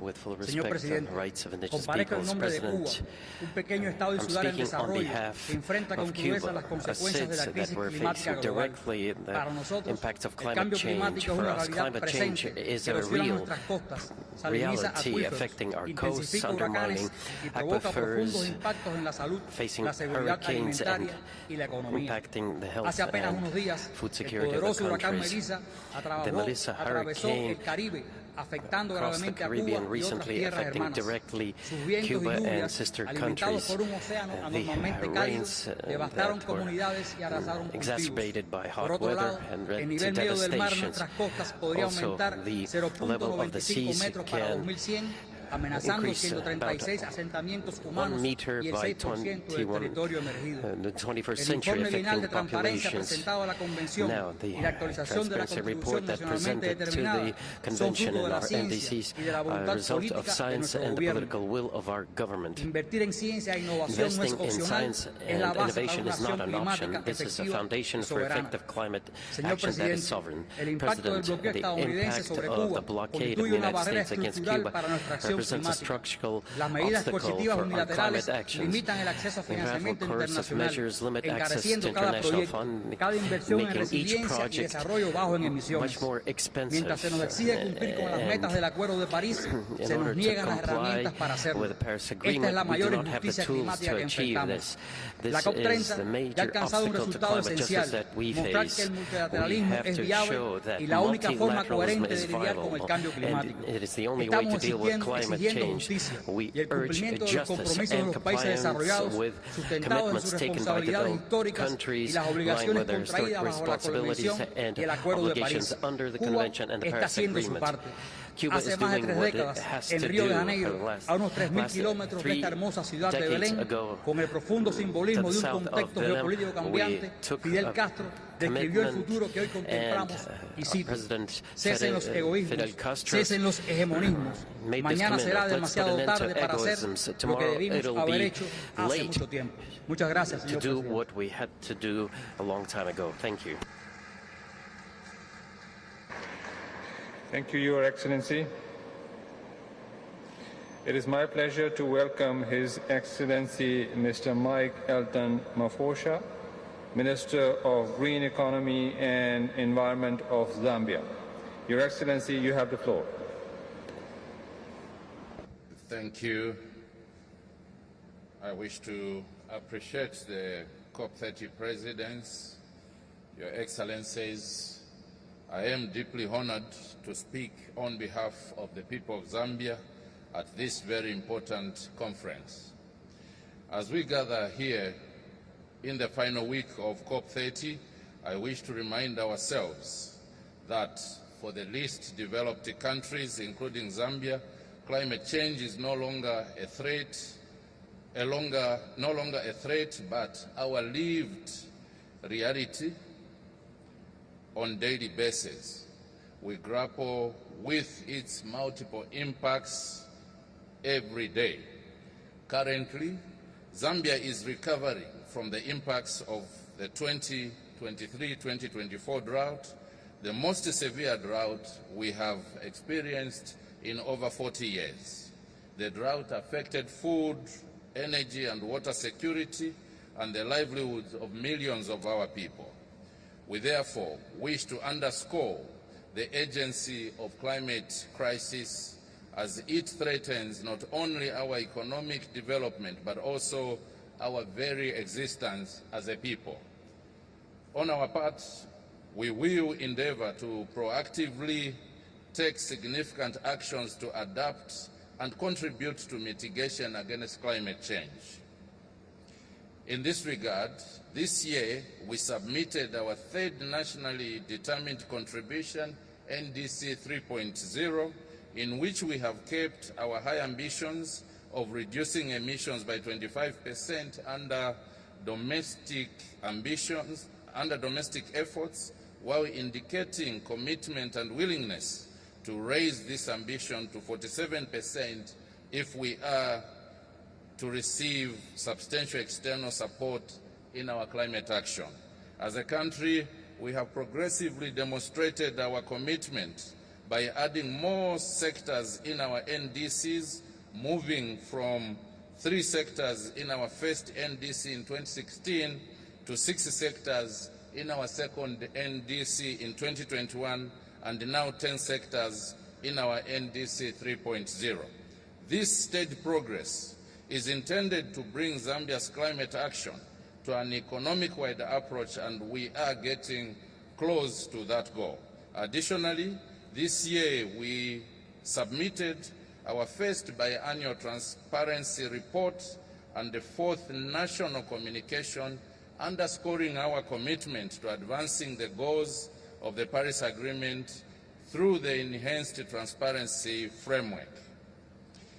Your Excellencies, as negotiations intensify in this final week of COP30, I wish to stress that COP30 as an implementation COP should be about action and ensure that agreements are implemented and not just negotiated.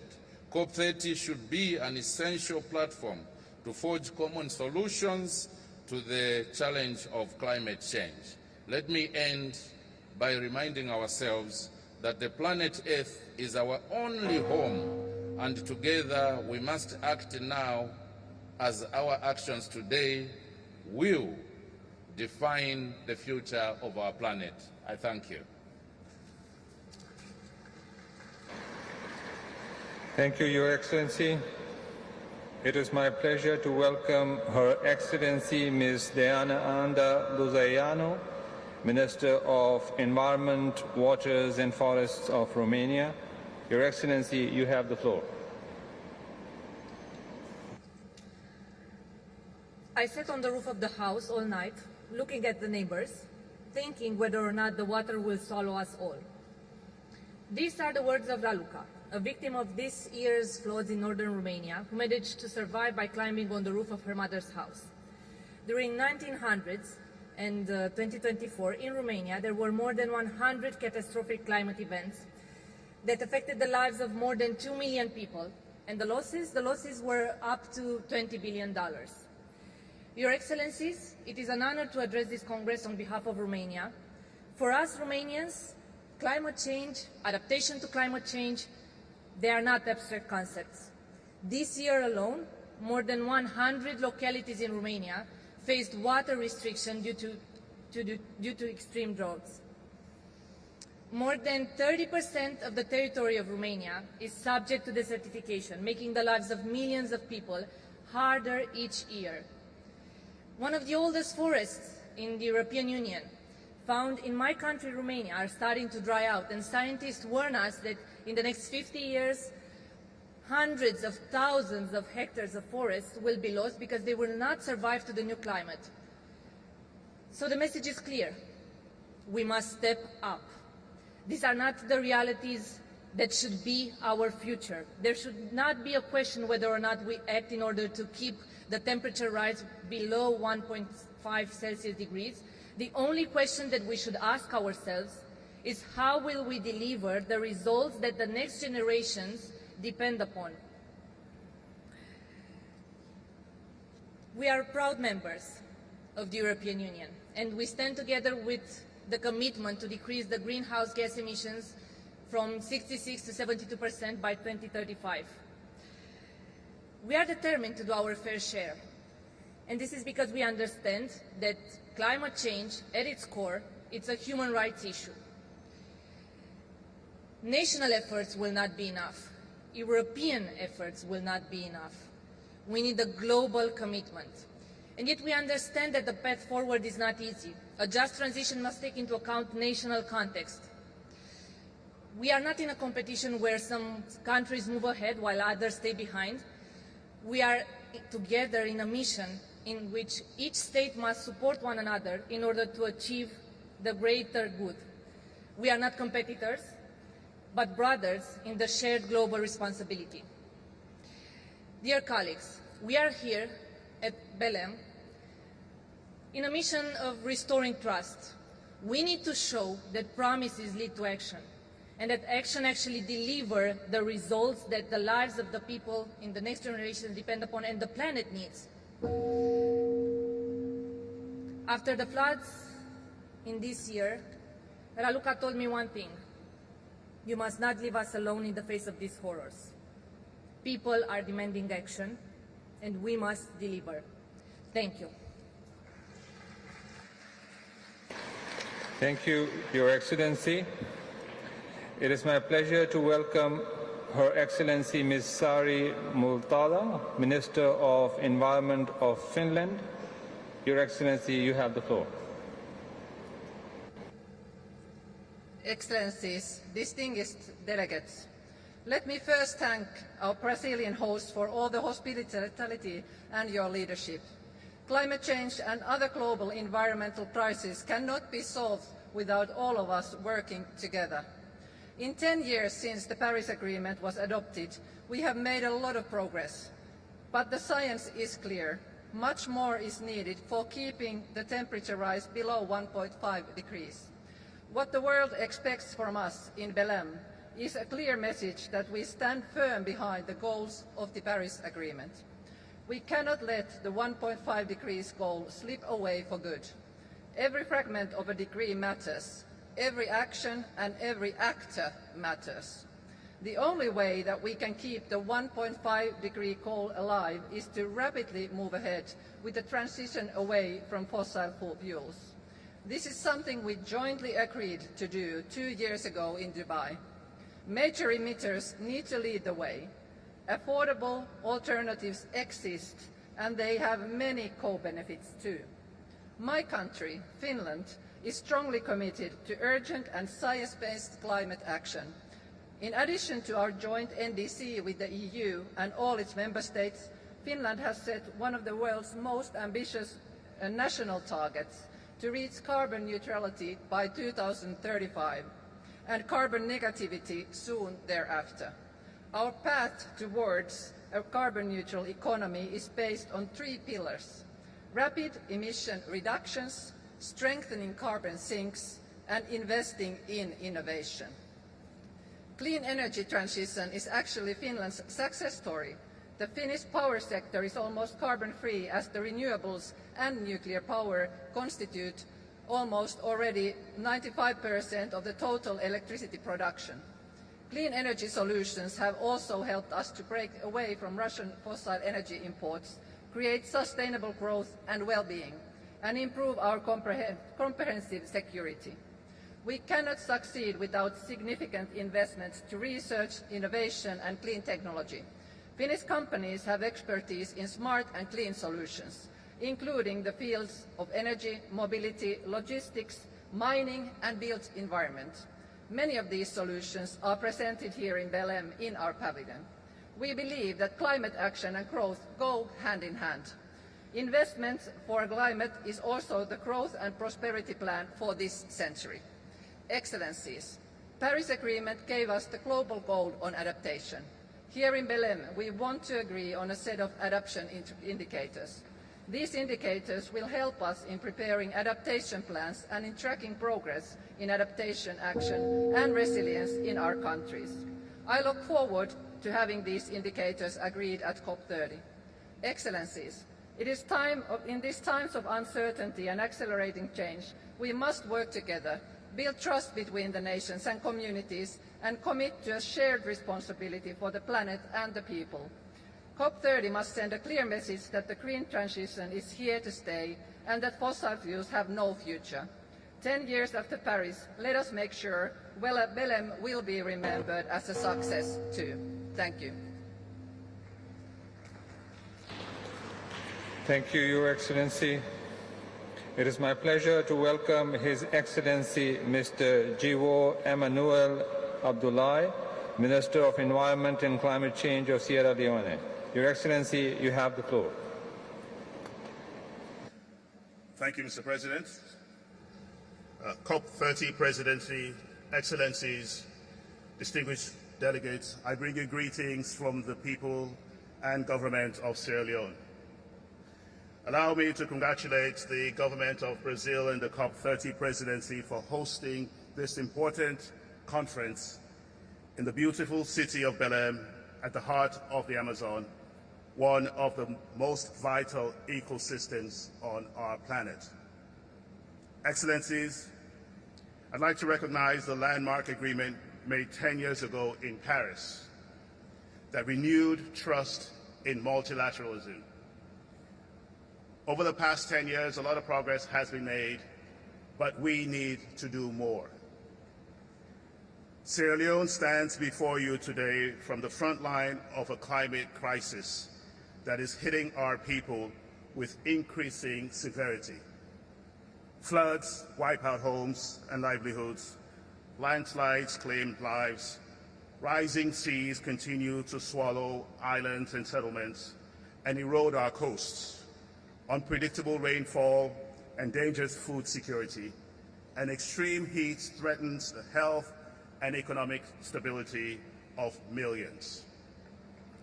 This is the daily reality of a country that has contributed almost nothing to this global crisis. It is a reality that is unjust and morally indefensible. Despite these hardships, Sierra Leone continues to push forward with ambition and resolve. Under the leadership of President Julius Maada Bio, our third-generation NDC articulates our ambition to reduce emissions, strengthen adaptation, and protect our people from the worst impacts of climate change. We are restoring forests and critical watersheds, mangrove forests that protect our coasts. We're expanding climate-smart agriculture, promoting renewable energy to power rural homes, health centers, and schools, and strengthening community early warning systems. Sierra Leone refuses to surrender to the climate crisis. We choose resilience, transformation, and progress. Excellencies, while vulnerable countries continue to suffer from the effects of climate change, the negotiations under this process are moving far too slowly. The world does not have the luxury of time, and neither do the people of Sierra Leone. Adaptation must move from vague aspirations to concrete action. It requires strong targets backed by finance, technology transfer, and capacity building. Without this, the GGA risks becoming an empty declaration rather than a lifeline for vulnerable nations. Africa and LDCs cannot build climate-resilient economies without access to appropriate technologies, which must be available and affordable. Excellencies, adaptation finance must be publicly funded, match the scale of the problem, and be focused on the priorities of the most vulnerable developing countries.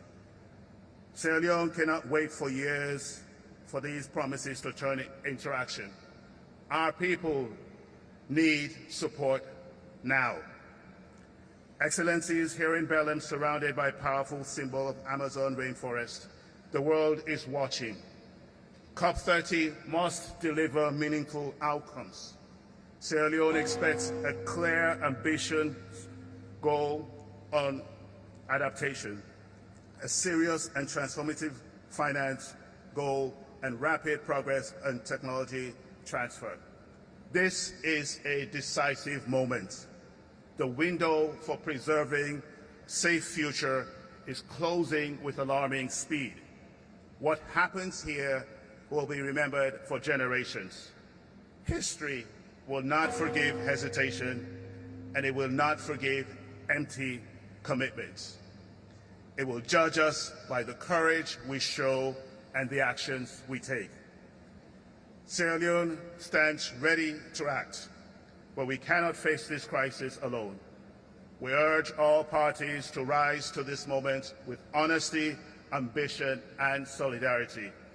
Let us leave Belém with decisions that deliver hope for our people and protection for our climate. Thank you. Thank you, Your Excellency. It is my pleasure to welcome His Excellency Mr. Habib Abed, Minister of Environment of Tunisia. Your Excellency, you have the floor.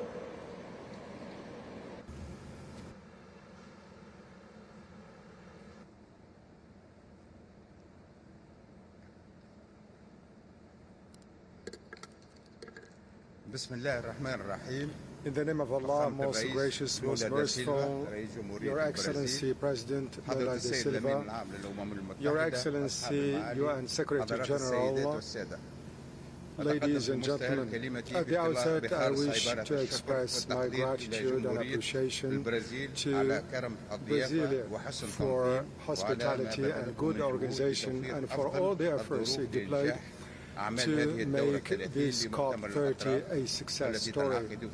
This COP, which is held at a very sensitive moment where there is increasing need to build trust in order to counter the accelerating climate change events. Ladies and gentlemen, 3 decades on since adoption of the UNFCCC and in spite of progress of Paris Agreement, we see that the current efforts fall short of the expectations. Climate events are becoming extreme and they are impacting the environment, the economy, which represent a direct threat to international stability and people's rights to development, health and dignified life. Tunisia has emissions of 0.097 of its GDP. However, climate change is impacting its water, agriculture, and its national economy, which is being pressured by drought and the increase of adaptation costs. In spite of the challenges, our commitment to climate action is steadfast, given our belief of the need to work together and in that climate justice is key for development. In this slide, Tunisia has updated its NDC3 in a manner that reflects higher ambition in order to reduce emissions.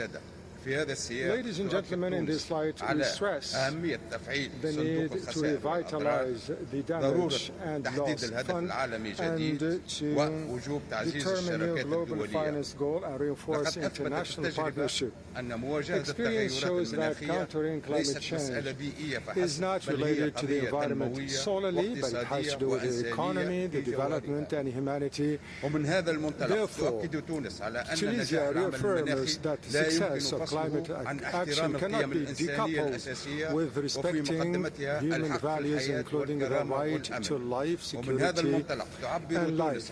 On this basis, we express our concerns over the human crisis faced by our brothers in Palestine. The onslaught against the Palestinians continues in very catastrophic conditions that saw violations of IHL targeting civilians, particularly women, elderly, and children. The weaponization of famine and lack of humanitarian delivery of assistance led to a humanitarian and health crisis unprecedented and an increase in the number of victims. In this light, we feel a need for the COP to protect human beings and to intervene immediately to lift the blockade and enable access of human delivery to the Palestinians. In closing, I reiterate my thanks to Brazil for good hospitality, and we express our commitment to continue working in order to implement the Paris Agreement, and thank you very much for listening. Thank you, Your Excellency. It is my pleasure to welcome Her Excellency Ms. Rohi John, Minister of Environment, Climate Change and Natural Resources of the Gambia. Your Excellency, you have the floor.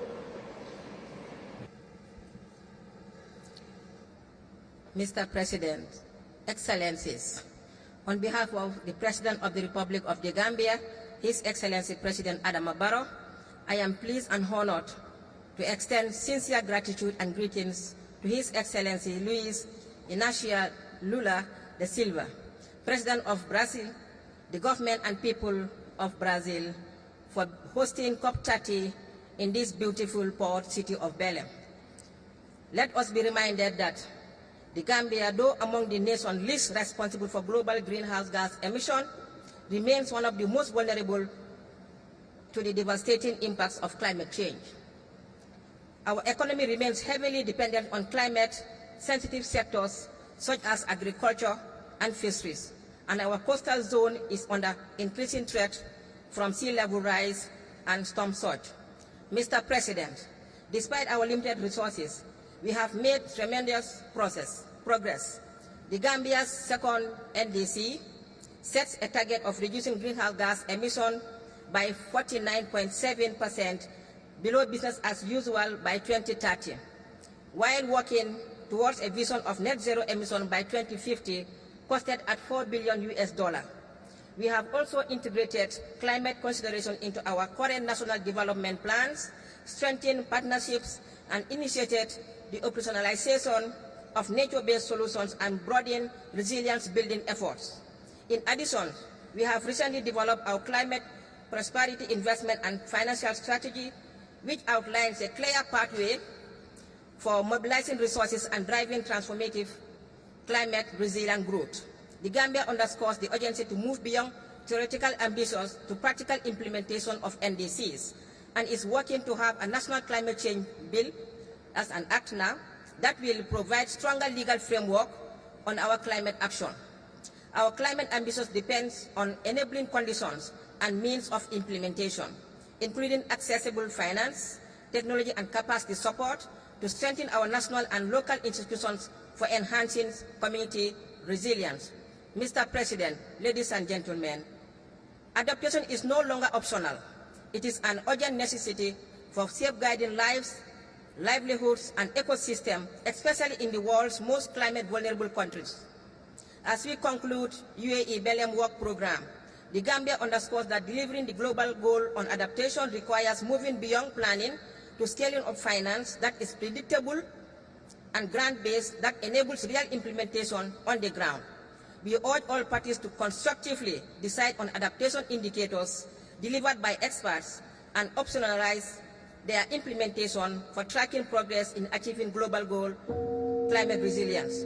Let us be clear, without accessible, reliable, and predictable climate finance, building resilience will remain to be mere aspirations. Therefore, the Gambia calls for an inclusion to have a significant increase in adaptation finance, particularly to LDCs and seeds, consistent with Article 9.4 of the Paris Agreement.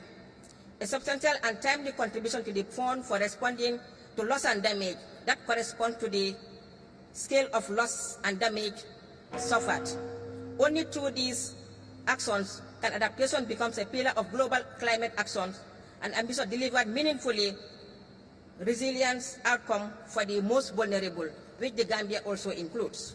Mr. President, the Gambia considers the recent International Court of Justice advisory opinions aforementioned that restitution, including ecosystem restoration, is a legal obligation, reinforcing the justice dimension of loss and damage. On just transition, equity, and special circumstances of the LDCs and seeds must be at the heart of climate action. We support the elevation of the Just Transition Work Programme as a central pillar of the UNFCCC process. Mr. President, Excellencies, allow me to conclude by stressing that we cannot fail our future. We cannot fail our only planet. We cannot fail our women. We cannot fail our children and our youth, who are the most affected and the least contributors to climate crisis. The Gambia stands ready to work constructively with all parties to deliver an outcome from Belém that is balanced and implementable, noting that finance must be at the heart of the decision pillar. Let me remind you, we must leave Belém with renewed resolve that we are united to strengthen hope and partnership with a clear path towards climate action and resilience for all. We cannot fail our generations. Thank you. Thank you, Your Excellency. It is my pleasure to welcome Her Excellency Ms. Irene Valdez Torres, Minister of Environment and Sustainable Development of Colombia. Your Excellency, you have the floor.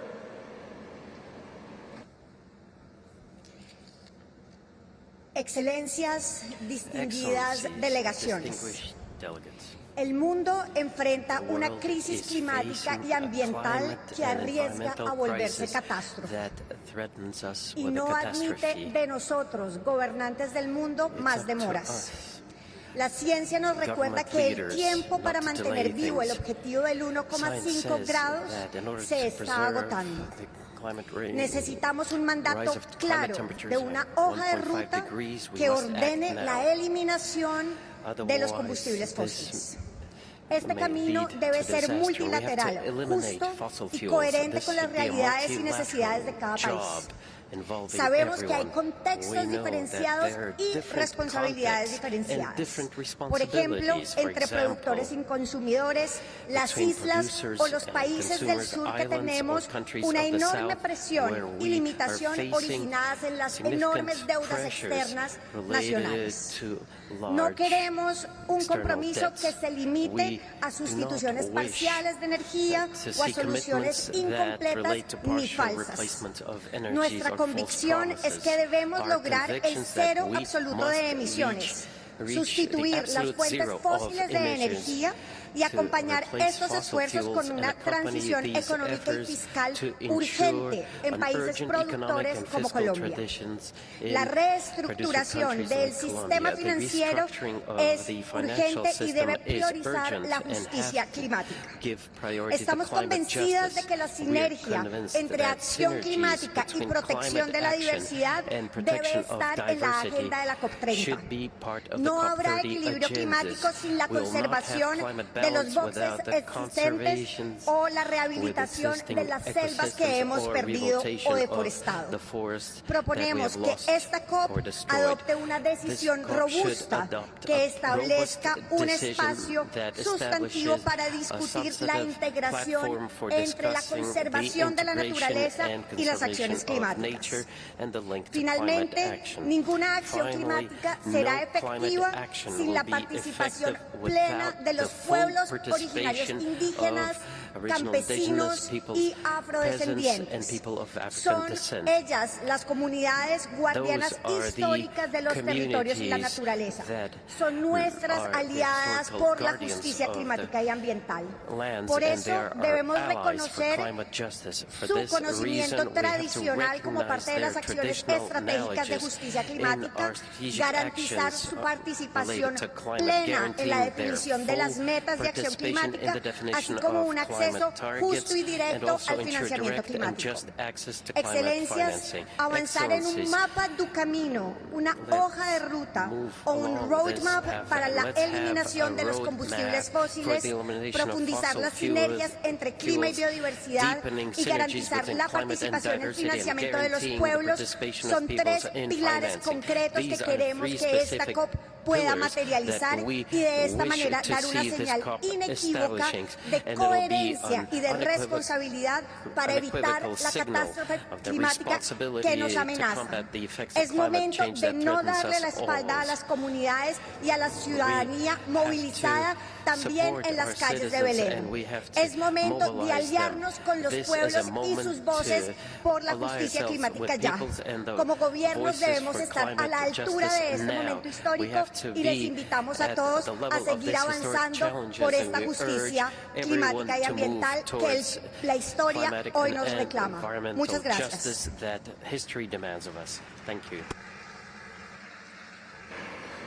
Thank you, Your Excellency.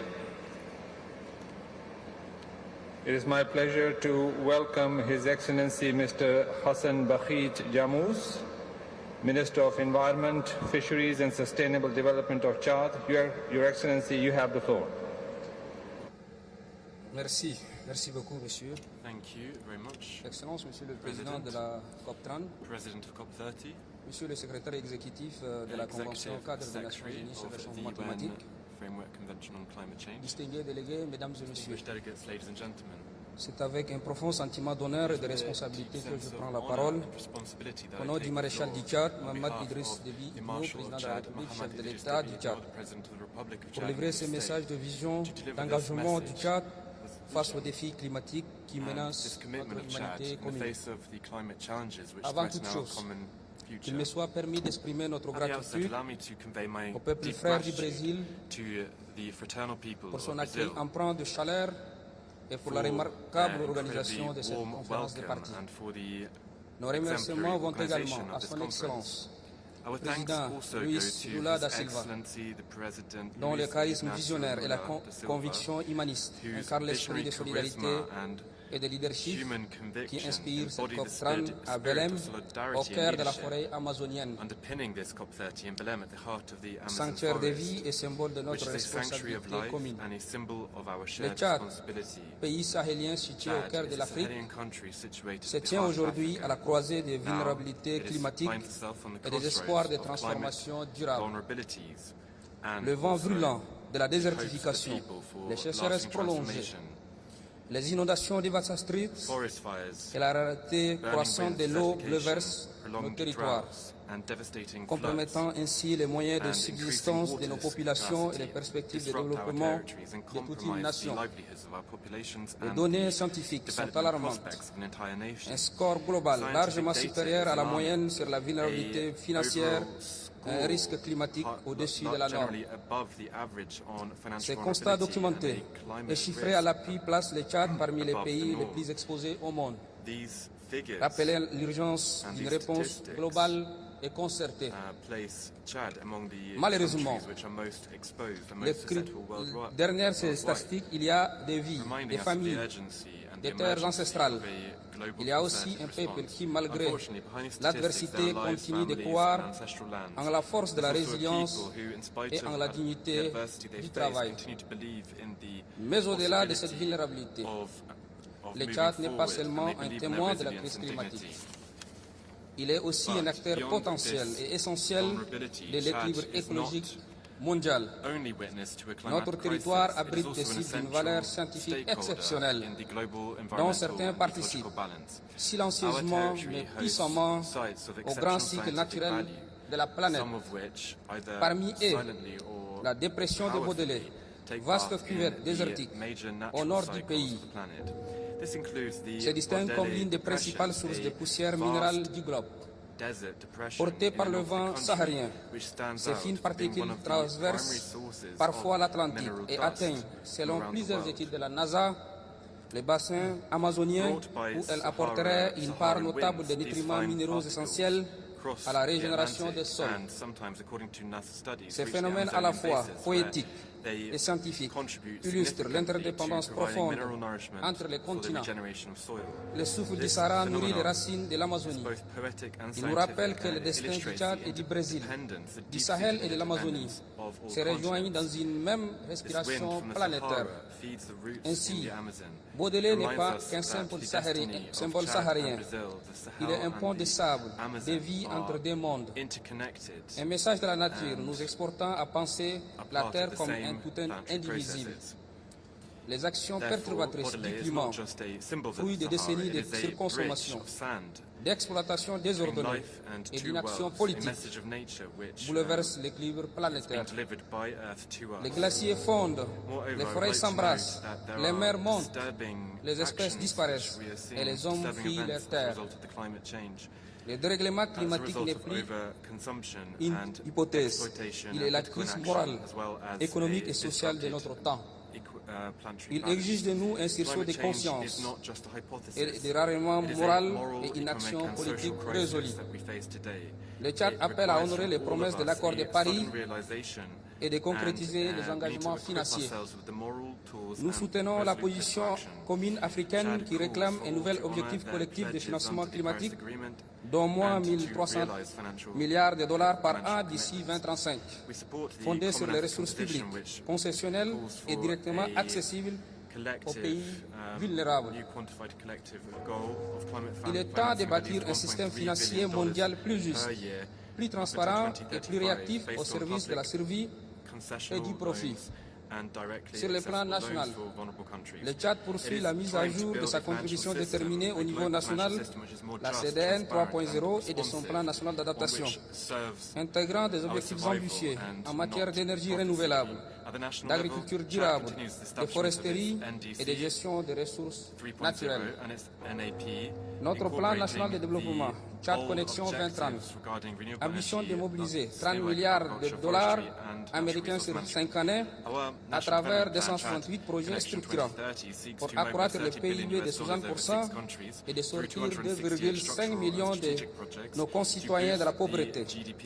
Cette transformation audacieuse repose sur un principe simple: faire de la vulnérabilité climatique un moteur d'innovation et de résilience exemplaire. Le lac Tchad, autrefois mer intérieure, prospère, s'est vite peu à peu de sa subsistance et de ses promesses. Son déclin alimente les tensions, les migrations et les conflits. Le lien entre climat, paix et sécurité n'est pas une abstraction académique. C'est une réalité quotidienne, tangible, qui exige une réponse intégrée et solidaire des nations. Aucun mur, aucune frontière et aucune armée ne saurait contenir les conséquences du désordre climatique.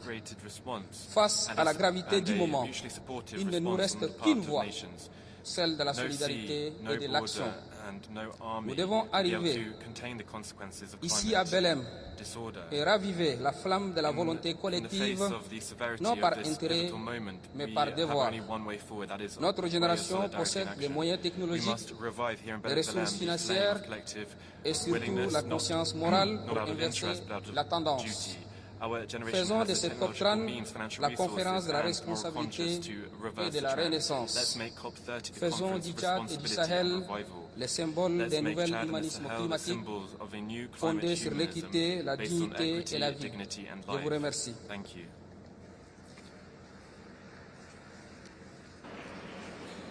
Thank you, Your Excellency. Distinguished delegates, this brings us to the end of our national statements for this morning. I thank the interpreters for their flexibility. We will now suspend the delivery of statements of the high-level segment and resume in this room at 1500 hours. I declare this joint meeting of the COP, CMP and CMA suspended. Thank you.